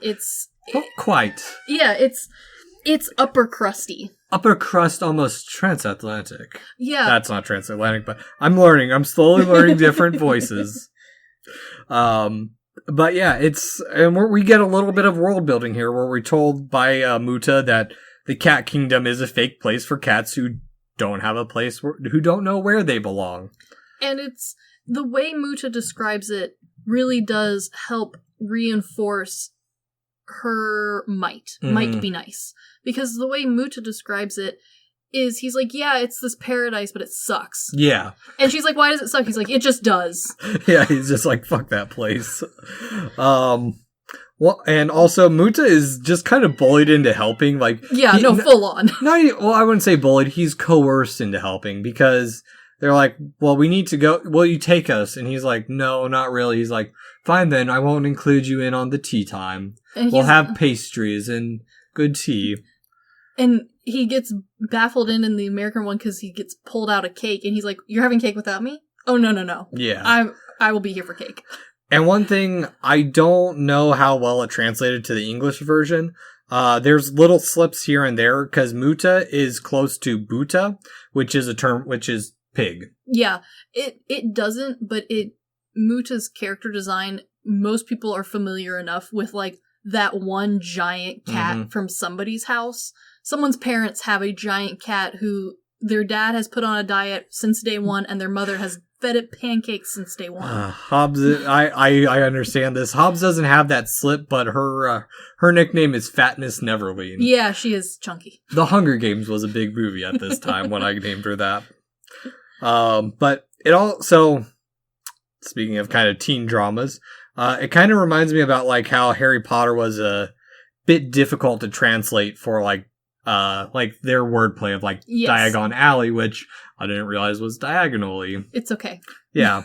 I mean, there's a lot that, and I get that you can't translate directly. No, and like there's definitely some attempts here and there in Ghibli films in trying to recreate those puns, and some are successful. And in The Cat Returns, they chose to kind of leave the puns to more like background dialogue puns, where they add meows into words where, you know, there's not normally an actual meow, but kind of you could add it in. Not puns. Like Super Troopers, where he just throws in the meows wherever. No, it's not Super Trooper meowing. Yeah. Yes, Charlie. Thank you for your contributing meows. It is not close to feeding time. He still has 2 hours. But on top of that, I do like how they give a lot of character to such a small part in such a small scene. Yeah, no. In theory, both Toto and Muta aren't really in this movie a whole lot. No. Especially Toto. Not their characters, but like the house itself. You get that second balcony, which is obviously built so that Toto can fly in. They got all these like little fancy silverwares. There's pastry bags. It's cute as heck. Yeah. And we see it once. Yeah, exactly. Like very briefly. Which like it's a lot of detail put into a place that should hold a lot of significance. It feels very much like, oh, if this was a book, we would spend a lot of time here. Or if it was a series, this would be like the hub. But it's not. Who made the village? That's a good question. That is a very good question. It does feel village-esque. I don't know. I didn't think about this at all. It just kind of popped in my head of like, this house, how cute it is. Someone had to have made this. Like, it feels very like someone has already designed this. Yeah. Or it's someone's grandmother's house. Or it's Baron's secret stash or whatever. Yeah, something. Gosh, Charlie. But as the party is going on, they are interrupted by the cats who have come. The cats have returned. The cats have returned to take her away. Yes. Which I do like how the magic, there's little bits of magic used of like the cats using or carrying Haru away like they're a living carpet. Yes, I love it because they morph perfectly between being a living carpet and also like individual cats. Yeah, because they're also poking fun of like how like they're being very polite and very Canadian about like how Muta's too heavy, and I love the Muta bomb. Yes. They just launch him at them, and they all just separate. But it's implied he's too heavy compared to Haru. Yes. Which is hilarious, because, like, Muta's a big cat, but he's, like, a 20-pound cat. Yeah. Not a 120-pound girl. Yeah, it's them politely saying, he's not welcome. Yeah. Yeah, but I also like that the cats are opening, like, these magic portals to, like, between places. Yes. And that they're riding on the wind. These aren't normal cats. No, these are somehow magical cats who, while being magical cats, don't seem to emphasize the fact that they're magical. Are they Jellicle cats? Yeah, maybe. This seems to play off the same, like, nonsense magic rules. That is my limit of, like, the cat's knowledge is that there's Jellicle cats, and it's all some weird magical cat ritual. Yeah, to be brought back to life / maybe killed. Depending on who you ask. It might be death, it might be heaven, you're not sure. Again, this is my limited knowledge of Cats, the musical. It's okay, but it is interesting that, like, world over, the idea of mystical cats does seem to all jive similarly. Yeah, because from this, Muta manages to, and I'm about to get into that, Muta manages to hang on as Haru arrives in the Cat Kingdom, and she is now smaller than Muta. Yeah. She is cat-sized, but not Muta-sized. Muta's still gigantic. Yeah, which, one, I do love that the Cat Kingdom sits on a cute little lake that's a giant toe. It's very cute. It's so cute. And I also like the little cat hovels. They're very hobbitish. It is, and it's interesting because from the beginning, Cat Kingdom, when we're introduced, does feel paradise-esque, but at the same time, everyone not in the palace doesn't seem particularly happy? Yes, because while we are getting oriented, a white cat with a bow appears and warns Haru to leave as the lackey shows up and dismisses that Haru wants to bring her along, but she's dismissed as, oh, this is Yuki. She works in the she's one of the servers. You'll see her at the party. Yeah, which kind of implies that everybody works at the castle. Yes. And since we've been introduced to Yuki, she is voiced by Maeda Aki of Battle Royale and Battle Royale 2 fame. Yes. Which this was made in between Battle Royale and Battle Royale 2, which don't watch the second one. It's kind of shit. Yeah. But she was also in Gamera 2 and 3. In the US, she was voiced by Judy Greer, who I have seen a bit of her stuff, but I know the name more so than her work. That's okay. Yeah. But also, I love all the little cat motifs all over the place. It's so cute. The banners are topped with fish. And honestly, this feels very precursor to the game Ni no Kuni. The first village you come to in that game is cat-themed, and while it is more humanoid than this interpretation, you can see where there's some inspiration starting. Yes. And I've seen pieces of Brian play it, but that's a whole other bag to go down. It is a long game, but boy, it's fun. Yeah. And so I do want to address the mangaka Hiragi's vision for the world. As her idea for this came as she was wondering where cats went when they wandered off. And she envisioned this as a world for cats, one, for their afterlife. So we are in cat... Heaven Purgatory. Heaven Purgatory. I like that. Because cats tend to go off alone and die. Yeah. But she also envisioned it as a utopia where cats can go and come as they please. So it's very dreamlike in death, also in freedom. And it's again an interesting how the fairy tale-ness esque-ness of cats is similar throughout the world, because the whole idea of cats wandering off to wherever you don't know, that whole fantasy is something that I think most people are familiar with. Unless you've got, I get it. I mean, I've never really had outdoor cats. I've have my two who, Special if I don't, cats. They're house cats, which now you have house cats and worker cats. Yes, I have both, and there is a distinct difference. Like, while I have two different personalities, indoor cats, my outdoor cats, I know they're here, but I rarely see them. Well, and my indoor cats, like, if I don't know where they're at, just shaky the food bag. Yeah. Yeah, but also of note, time works differently here. And Haru is way too polite. She keeps getting dragged into everything. And this is, for a loose moral Ghibli story, this is one of the few ones where it is spelled out for us. And so the indecisive politeness of her doesn't feel wrong. It just doesn't feel oddly unmature. Yeah. Like, it's not wrong. It's not, she's not being rude. She's not being child-esque, but she's also not putting her foot down. Yeah, she's not really thinking for herself. No, she's just kind of letting life happen to her. Yeah. Because off to the castle we go as they are spied on by two magic floating eyes. Yeah, the eyes are the only thing in this movie that I'm like, why are there floating magic eyes? Because the king is kind of a perv. No, he totally is. He is 100% pervy. Tim Curry's version, it leans heavier into it, I think, than the Japanese one. Yeah, I think I remember the Japanese one being more like he's overpowering, like omnipotent. Yeah. Being a dickhead all the time.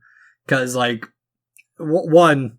so there's something tied about the eyes to, like, the lineage, because the eye colors match the king's eyes and also the prince's eyes. Yes, definitely. There is someone thought long and hard about this. And I'm sure the king thought long and hard. Yeah. Yes, me ruining kids' movies. Especially the Tim Curry version of the cat. Well, and on top of that, I mean, he has an old school, like, VHS where, like, he's like, I saw that fine minx walk in here. Yeah, he's definitely, like, recording people without, quote unquote, without them knowing. They obviously know there's two giant floating eyeballs, but, like, he's creepy. Yes, yeah. And so, they begin to get, the cats get Haru prepared, as Muta goes to eat food. Oh. As he does, very much like Hobbs. in the American version, this is where Muta's dialogue really shines, because he's funny beforehand, and he's a little punny, and he kind of shows off that he's mostly brawn and not a lot of brain. Yeah. He attacks the food to the point where he goes, "Ha! Knew you were no match for me." I do wish I had listened to the English one. I just didn't have time last month. No, so. and it's mostly Muta's. Mostly Muta and the Cat King are the only two striking differences between the two variations. Wow. Shut up, Jesus Christ. I'm sorry. I know he's a staple, but Jesus Christ, Charlie. Starving to death. and honestly, the Japanese version of Muta is also really solid. It's just a different interpretation of Muta. Yeah. Are you hungry like Muta too? Muta could eat a whole lake. He could too. He eats a whole big can of cat food every night. But at this point, the king intrudes, and he's like, "Oh, you're looking so good. So fetching, babe." So...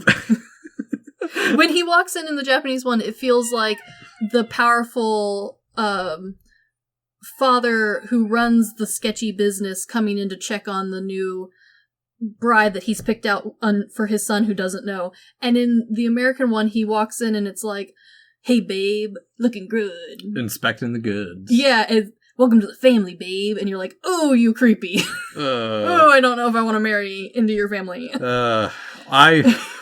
I'm very worried. I'm a little worried. So, little backstory. We got our first download from Japan, by the way. Woohoo! It happened the weekend my brother proposed to his now fiance. For those who don't know, my brother's fiance is a Japanese citizen, so she has family over in Japan. So I'm a little worried that they listen to us, and I'm the first introduction to our family. Yeah, no, maybe have your mom call first. Oh, that's the thing. They don't really speak much English, so... Yeah. We'll find out. I'm sorry if they listen to this. I'm sorry, Tanner. But, so, back to the movie. Haru tries to leave, but... She doesn't try super hard, though. No, she tries running out, and then Buta is... And I'm saying, you're using Buta. Because... He is encased in catnip jelly, and I think in the... a giant jug of it. Just floating. Like Han Solo and Carbonite, but tastier.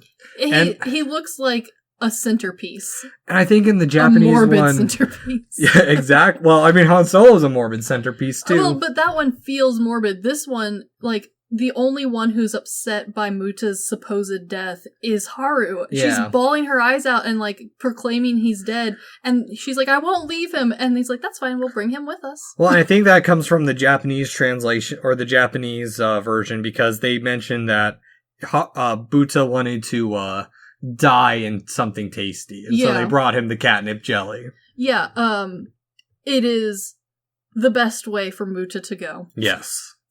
And so, it is time for cat banquets. And it is weirdly, Dance of the Sugar Plum Fairy-esque. We've got cats from all over the world dressed up. But here's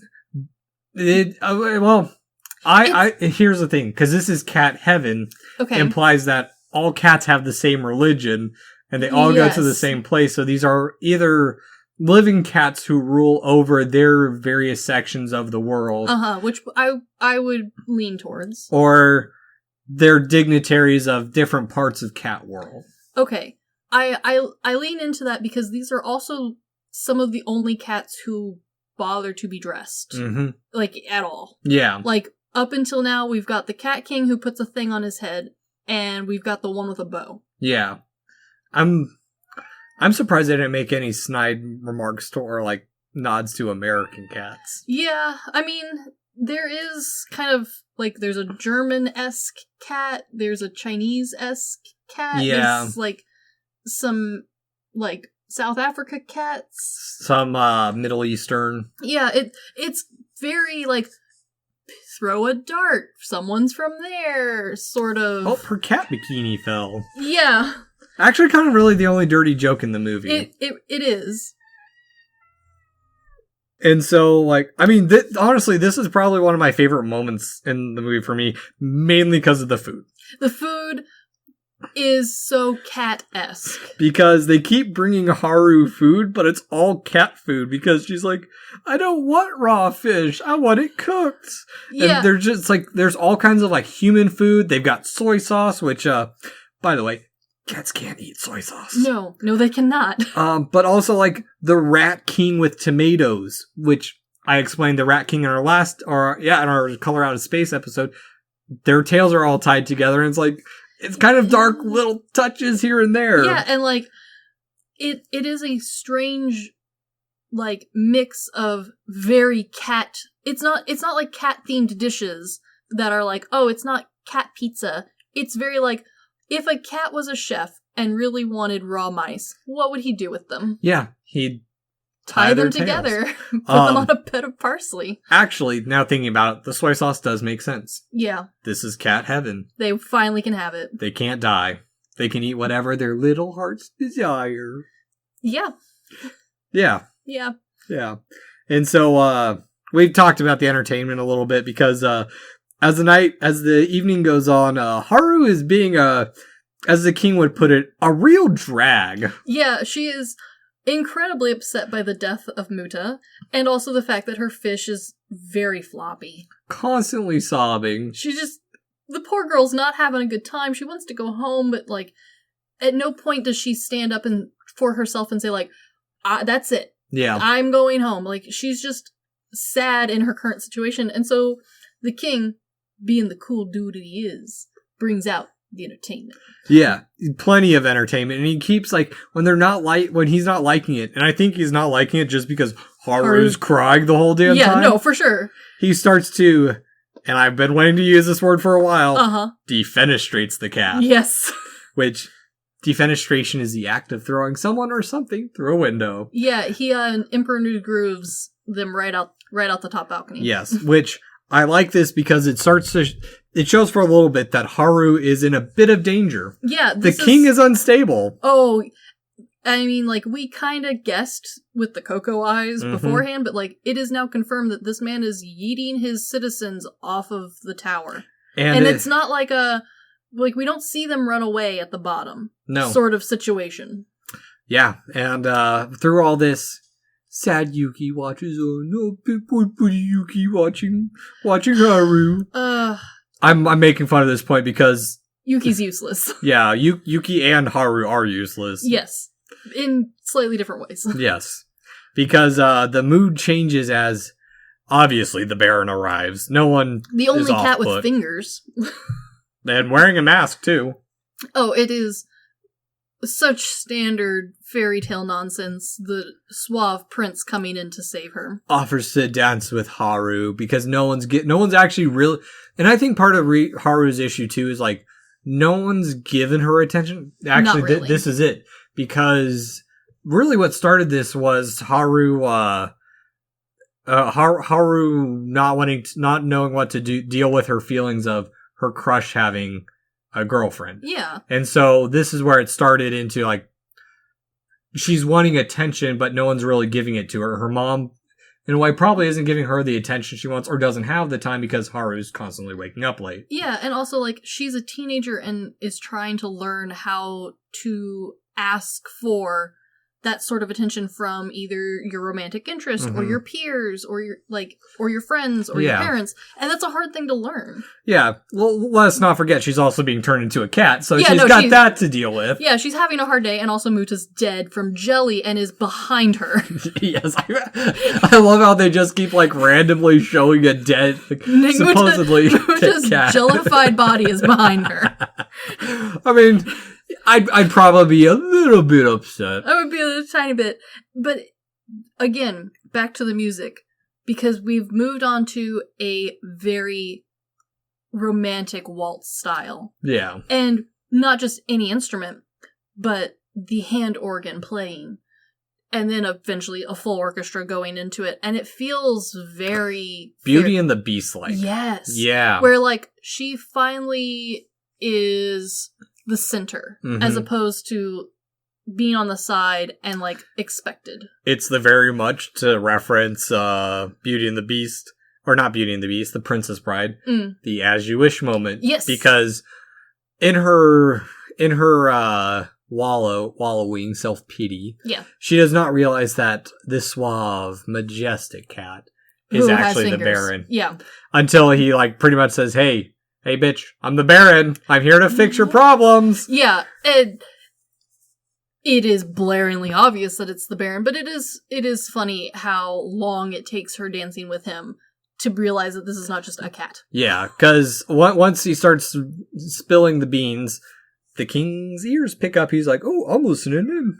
Yes, because it is interesting because this is one of the few movies that really leans in hard to setting up this love interest between Haru and the Baron, but it is fully one-sided. And it is one-sided from the get-go all the way through. Yep. The Baron just happens to be a quote-unquote nice guy. Yeah, this is kind of that weird moment that the movie transitions a little bit almost to Wolf Children. A little bit in that where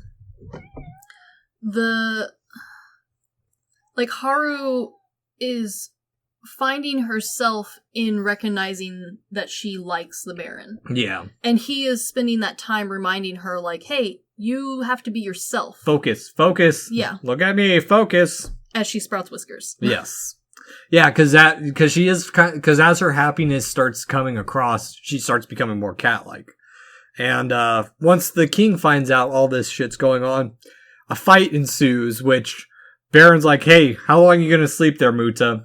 Who breaks out of his jelly container and holds everyone back as the Baron... Everyone kind of panics, and Baron and Haru are just kind of standing there as Yuki's like, hey, we got a secret little cat tunnel. It's for our staff to get out. Yes, and it is kind of funny because... Or no, it's for the royal family to get away. Yes. Which... You sure as hell know the fat-ass king is not. He doesn't fit down that tunnel. No, he does not fit. And it is kind of smart chaos, because it is dumb in that, like, oh, they just disappear behind the table and are gone. But the one causing most of the chaos is Muta fighting the guards single-handedly. Well, and even then, partly not fighting, because at one point he's just hanging from like, the chandelier. They're all just chasing him back and forth. Yes. And with that layer on top of it, all of these supposedly royal guests are being quickly ushered, like, exit this way, please. Hope you enjoy your day. Yeah, there's an even secreter service cat that are all wearing, like, black hoods like executioners. Yes. Which we saw a couple of them throw the other cats out the window. Exactly. Which, adding to more of the little charm of this movie, once they get out of the castle... even the manhole has a cat paw on it. Yes, it's very cute. But there's also a nice little touch that secretly shows that Haru's not really in any danger for anyone who is worried, because the defenestrated cats are just chilling in the background. Yeah, they're fine. They're fine. They're just fine. They're upset, and they're not even giving, like, any notion to the fact that the supposed to-be princess is running away. Yeah. They're just like, yeah, whatever. Because now they run to the maze as Muta runs a distraction again, and the king watches it from above. There's also a nice little Fat Cat Puma brand ripoff on the golf bag. Yes, there is. Because while they're in the maze, there is fuckery afoot. There is. As there are cats pretending to be walls. I think this is very clever. Because we've established that there's magic in this world. But instead of using our magic for only malicious things, it just seems to be like, oh no, cats just can teleport sometimes. These cats have to move the walls because we don't know how to do that. Yeah, and there's also like cute little parts of like showing how bumbling the king is, because he smacks one of the golf balls into one of the guards, and they're like, that was one of ours. And he's like, oh, oops, oopsies. But also, I have some questions about this world. So do I. We've already established it's not very a cat paradise. It's just a cat version of the human world, basically. Yeah. Are there cats that are just like, you're born into a specific color, so like, that's your job, you're a security guard, or you're born to be a wall cat? A wall cat? It's hard to know, but it is kind of implied that like, maybe this cat kingdom has been around so long that they've got this weird hierarchy system. Yeah. And it now has turned into the Cat Rococo era. Like, actually, that's a good tie-in. Yeah, it feels very like dumb French aristocratic times. The poor only want to eat bread, and the rich are hitting them with golf balls from a tower. Yes. Yeah, very, yeah, I'll leave it there. And so, this is more so like, yeah, we had the part with, Haru, like, getting the cat whiskers and the Baron, but, like, this is the part where we really start to get, like, Haru falling hard for Baron. Yes. Because, like, he's being the guiding force. He is very much the prince whisking her away. Yeah, very much so. Because now the king has requested his secret weapon to get the trio, because they've got to the tower and they're starting to ascend it, and his secret weapon is just to blow it up. Yeah, again, king's not bright. Yeah, and as the tower begins to fall, I do like that as we get a better view of the area around the maze, all the towers have kitty heads. They do. It's so cute. Very cute. And the group has been cornered because they have nowhere to go. The towers collapse. They've gone through the maze that no one gets out of. But apparently they do, because in the tower they have guards. It makes me think of, it very much makes me think of like a little toned down Princess Bride, where it's like not, it's comedic in that way. It's very like over the top fairy tale. Yeah. And now that they've been cornered, the prince's guard shows up and he's like, "The fuck you been doing, Dad?"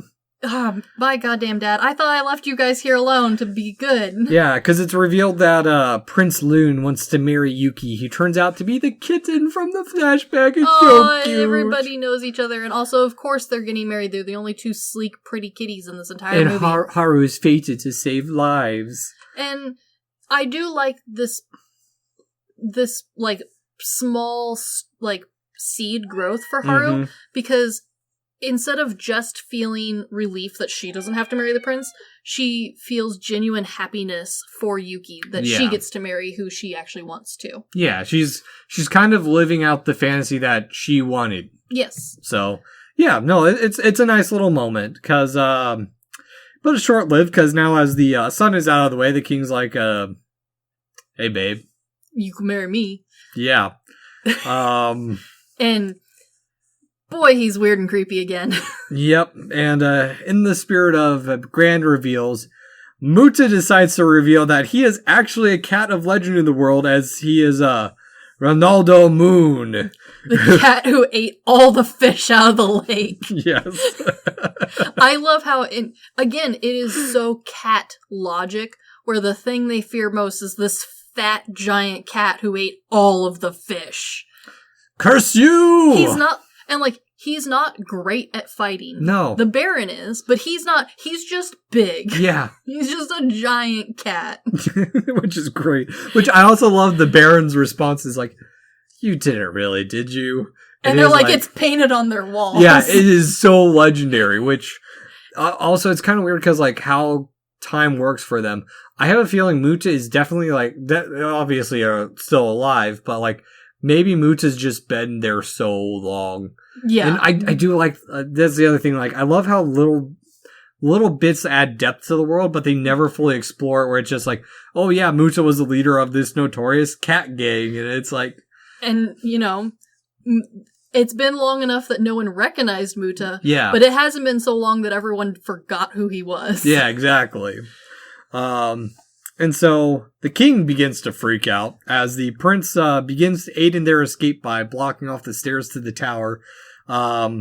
Despite the tower being collapsed, they can still get to the human world because it's connected through the sky. The sky, which is more of like a cute way of saying like the portal wasn't the top of this tower, it's just at the top of the tower, that was where we put it. Yeah.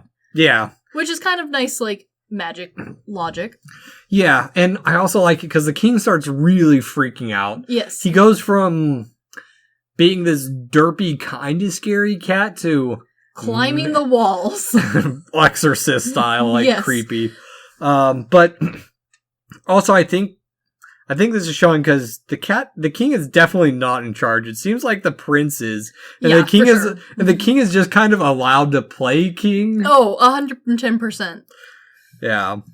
And no one's really sure how he got the detonator. Even his, like, because he has his one royal advisor who's clearly there to keep him in check. Yeah. And has been there the longest and is probably like secretly with the son and being like, yeah, okay, go out for the weekend and get your lady friend a present. I'll watch your dad. And then he's got his dumb lackey who actually brought the detonator. Yeah. And that's the one that's the problem. He's the one who's encouraging it. Exactly. Because in the meantime, Haru is running, but the king and baron duel, and of course, the king loses. And loses all of his lower half fur. Yeah, and despite like them using like European weaponry and like the heavy European influence, this feels like one of those very samurai-esque moments. Oh, yeah, it's very like joing, done. Quick draw. Yeah. And like it's not so out of place that you're like, well, that was weird. You're just like, oh, that was very almost Peter Pan-esque. Yeah. With the quick, light, nimble character against the big, heavy character. Mm-hmm. Yeah, it's a cute little moment. Yeah. Because Haru makes it to the top, but is stuck in the sky. Because the portal moved, and now she's thousands of feet above the ground. Yeah, which I love how even the king loses. He's like, ha ha ha, you're right, it is connected, but we don't know where it is. Yep. Yeah. But everyone's running up to get her. Muta gets there. She hangs on to Muta, who's able to hold on.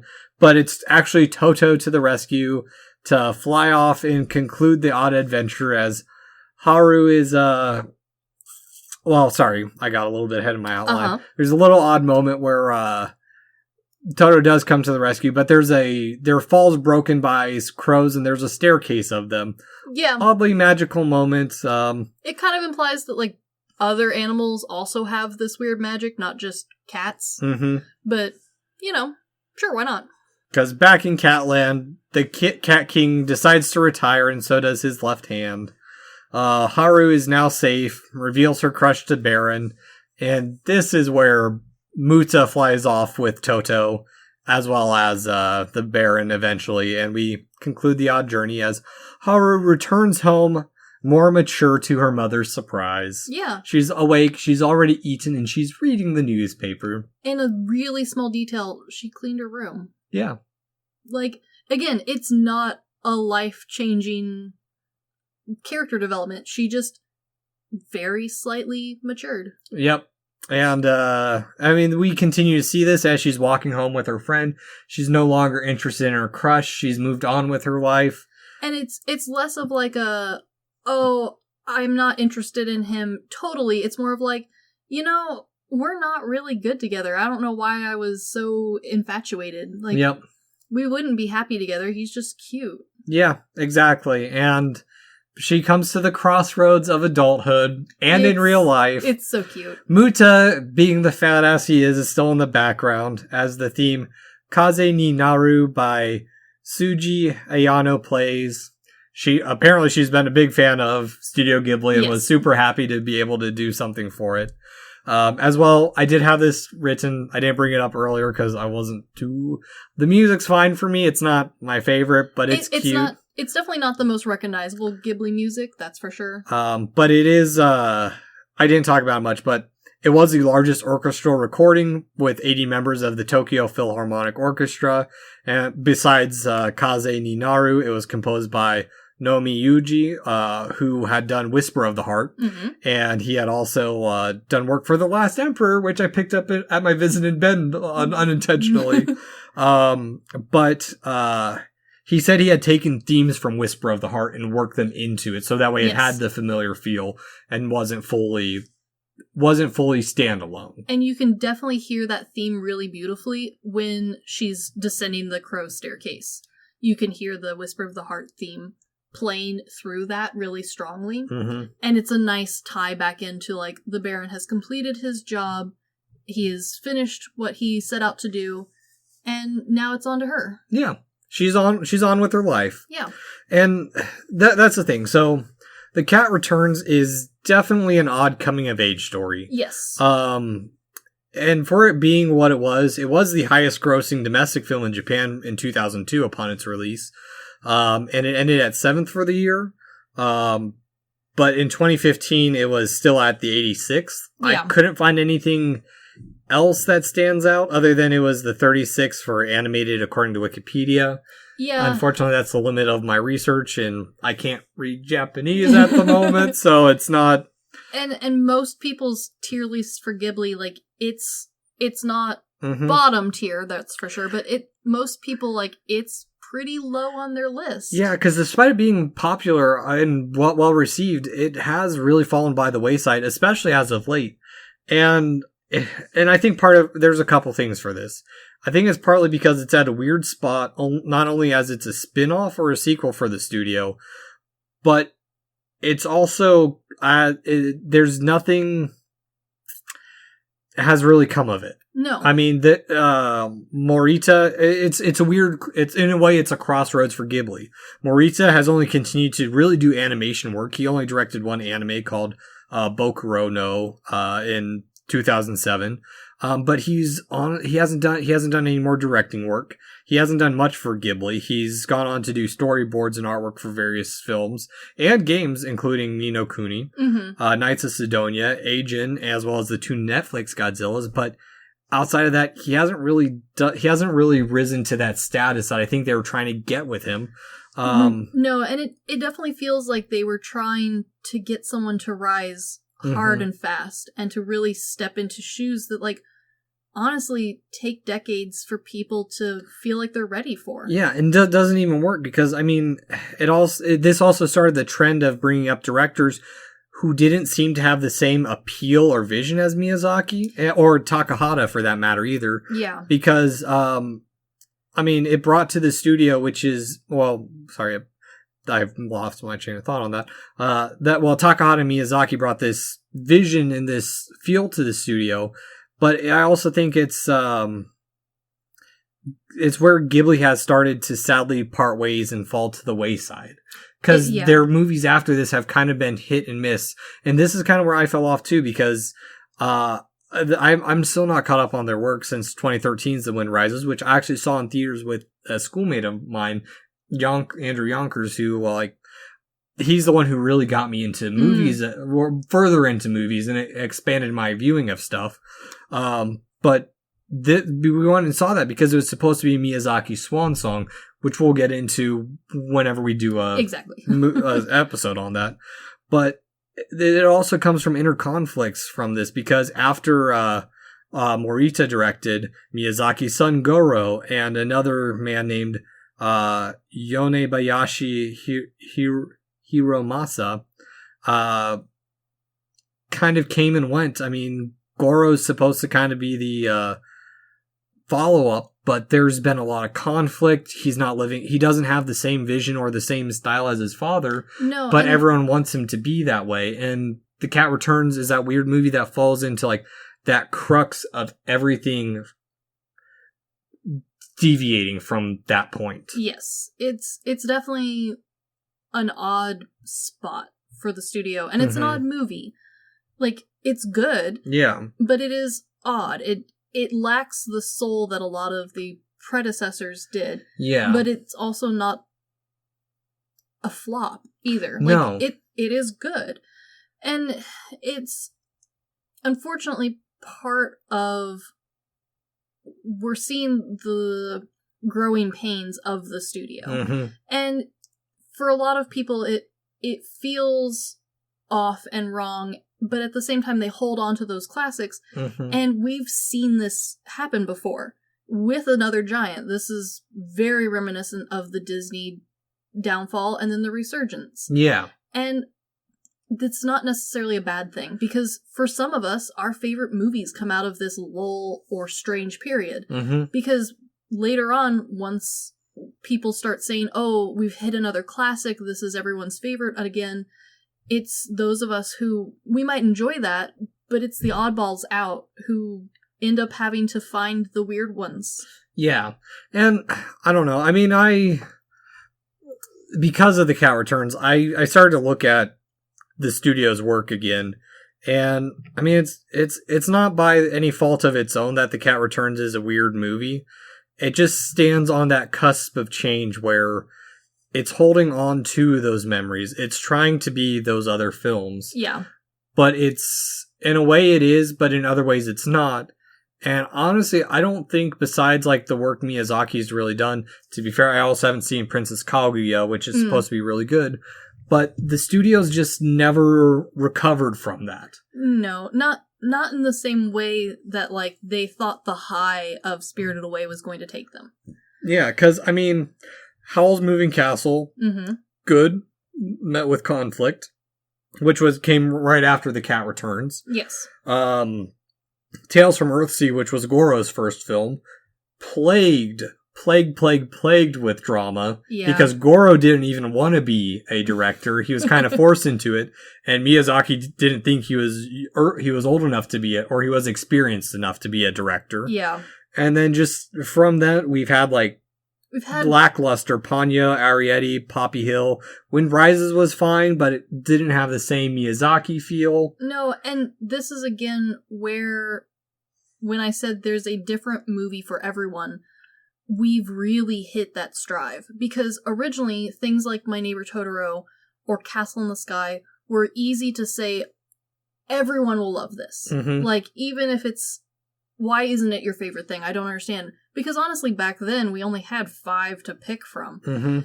Now, we've almost reached that point where the amount of film that they have provided that we can actually get a hold of here has reached that point where, like example, Arrietty. There are people who full on hate it. Yeah. And it's drawn and produced in a more classic Ghibli style. It's very soft. It's a very well thought out world. It's very detail oriented. It's based off the book The Borrowers. Yeah. I love it. But a lot of people didn't. A lot of people didn't think it had the charm that the others did. A lot of people didn't think it had the depth that others did because it was based off of this other work. Yeah, and again, that's another direct, that's Yonebayashi. But I don't know, it's just, I'm very curious to see where the studio is going, especially now that Miyazaki's in his 80s. They haven't found a replacement. It just, it's, and I know this is a deeper discussion, but it just, The Cat Returns is a key part in it. It really is. And I don't know. I don't know if it's soured my feel of The Cat Returns or if it's given me a little bit more of nostalgia that makes me miss the glory days of Studio Ghibli. Because they're still iconic, but they're just not as iconic, I guess. Sure. As they used to be. Because we are seeing other studios produce honestly better works. No, for sure. And that's partly just because I think because anime's become more popular, we're able to see other studios grow. Yeah, exactly. Yeah, and yeah, for a long time, for a lot of people, Ghibli was the only source of movie, unless you were desperate enough to watch like the Inuyasha movie. Yeah, or if you were like me who got into like the darker 80s, 70s experimental animes. Yeah, and at that point you were fishing for those suckers either from a movie store hoping, or you had to wait ungodly long at night for them to come on TV. Or it was at the very early days of Amazon sellers where you're getting good deals on people just trying to get rid of stuff. Exactly. And so, yeah, The Cat Returns is an odd one, but for me, what The Cat Returns does is solidifies that as more movies get made, not just by Ghibli, but by studios either emulating the style or just happening to finally fill out this genre that Ghibli dominated for all these years, that people are finally going to be able to, with confidence, say, like, my favorite movie in this genre is not My Neighbor Totoro. Yeah. It's not, The Grave of the Fireflies. My favorite movie is The Cat Returns, even though it's dumb. Yeah, it's very much like, and I completely agree with this as I've been filling out my Stanley Kubrick collection. Yeah. Like, movies that I thought would be like my favorite Kubrick films, they're good, like The Shining's good. It's not the best horror film ever made, but it's fantastic.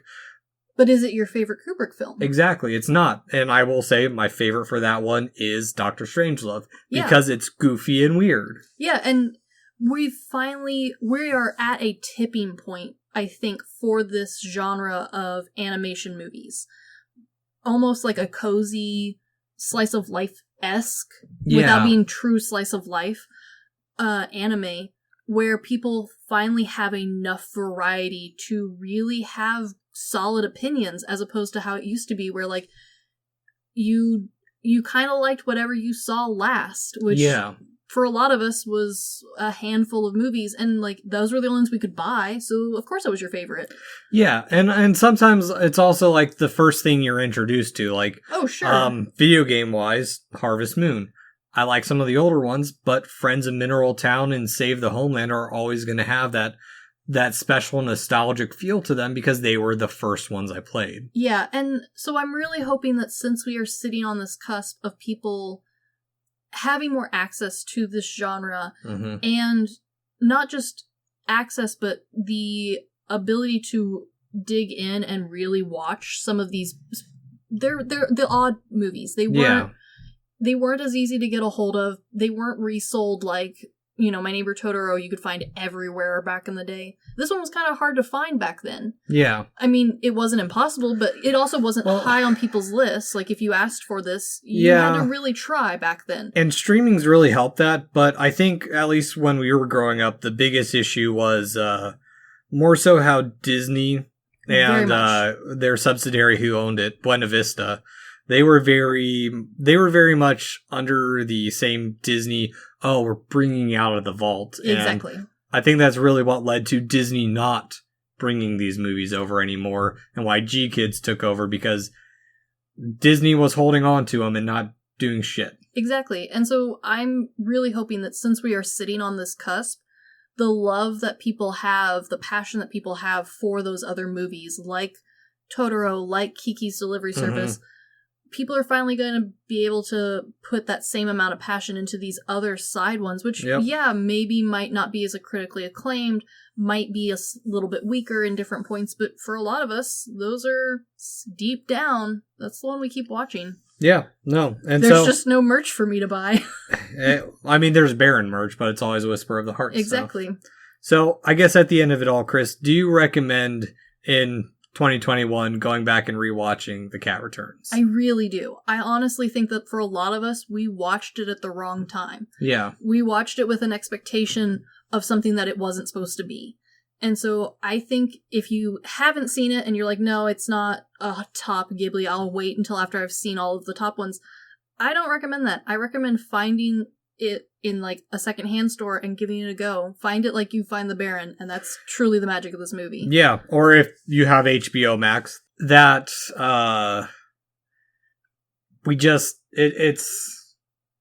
it's something that's more easily accessible now. Definitely. And I mean, I'm torn. I do recommend giving it a watch, especially if you're trying to watch all of Studio Ghibli's works. They're limited enough where you can easily get through them in a month. Sure. Am I going to go back and rewatch this anytime soon?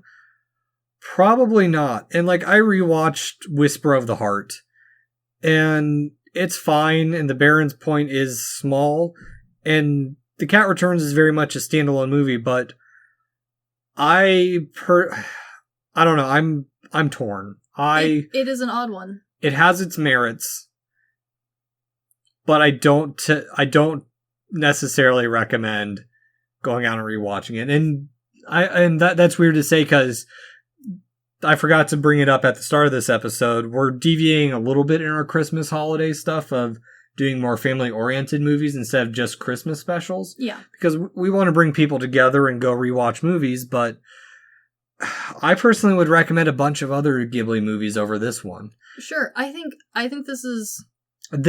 Okay, I would say this one definitely, for a Studio Ghibli recommendation, I would recommend it for preteens and early teens. Yeah. It's definitely not a family one. I think that's where my conundrum is sitting, where to put it in, like, recommendation wise for Studio Ghibli. Sure. And adult wise, sure, go rewatch it. It's got a lot of quality to it. It's got its cutesy little bits. It's got its deep parts. I love Muta. Muta's my favorite. Of course. But it's not on a high priority of a rewatch, I'd say. I also think that this is one of the ones where you also need to make a judgment call on, like, what your favorite magic is. Mhm. Because Ghibli goes through a lot of different types of magic. And for some people, the magic of Ponyo is something that draws them and they love. And for me, the dumb cat magic, I just can't get over. Well, and I think for you, it's levels of like soft versus hard magic. Where Exactly. Ghibli never even, and that's the thing is a lot of Ghibli doesn't feel like it follows rules at all. No, it's like, just it there. It just kind of happens, and it's more it's always on the very softer side of the magic, like Mononoke. Exactly. There's magic, but the magic's kind of dying, and it's just there. And it's not something. It's not a tool. Yeah. It's just there. Curses. I mean, it's kind of a tool, but it's always this gray area, and Exactly. and that's why I have a gray area about the Cat Returns. Yeah, definitely. I will say I give it a watch if you like Ghibli. It's not a high on the priority for me. I enjoyed it, but it's just that weird gray film. It is. It really is. It's not going to be like me going to show my mom Nausicaa or Spirited Away. No, if you're trying to impress a friend, this isn't it. But if you watched this when you were a kid and you're like, wow, I remember it being kind of dumb, maybe give it a rewatch. Yeah, I like that. That is definitely the way to go into this one. So yeah. But anywho, thank you for watching or listening to. Good try. Thank you for listening to The Good, the Bad, and the Weird. Thanks again. Peace. I screwed that up. Happy holidays.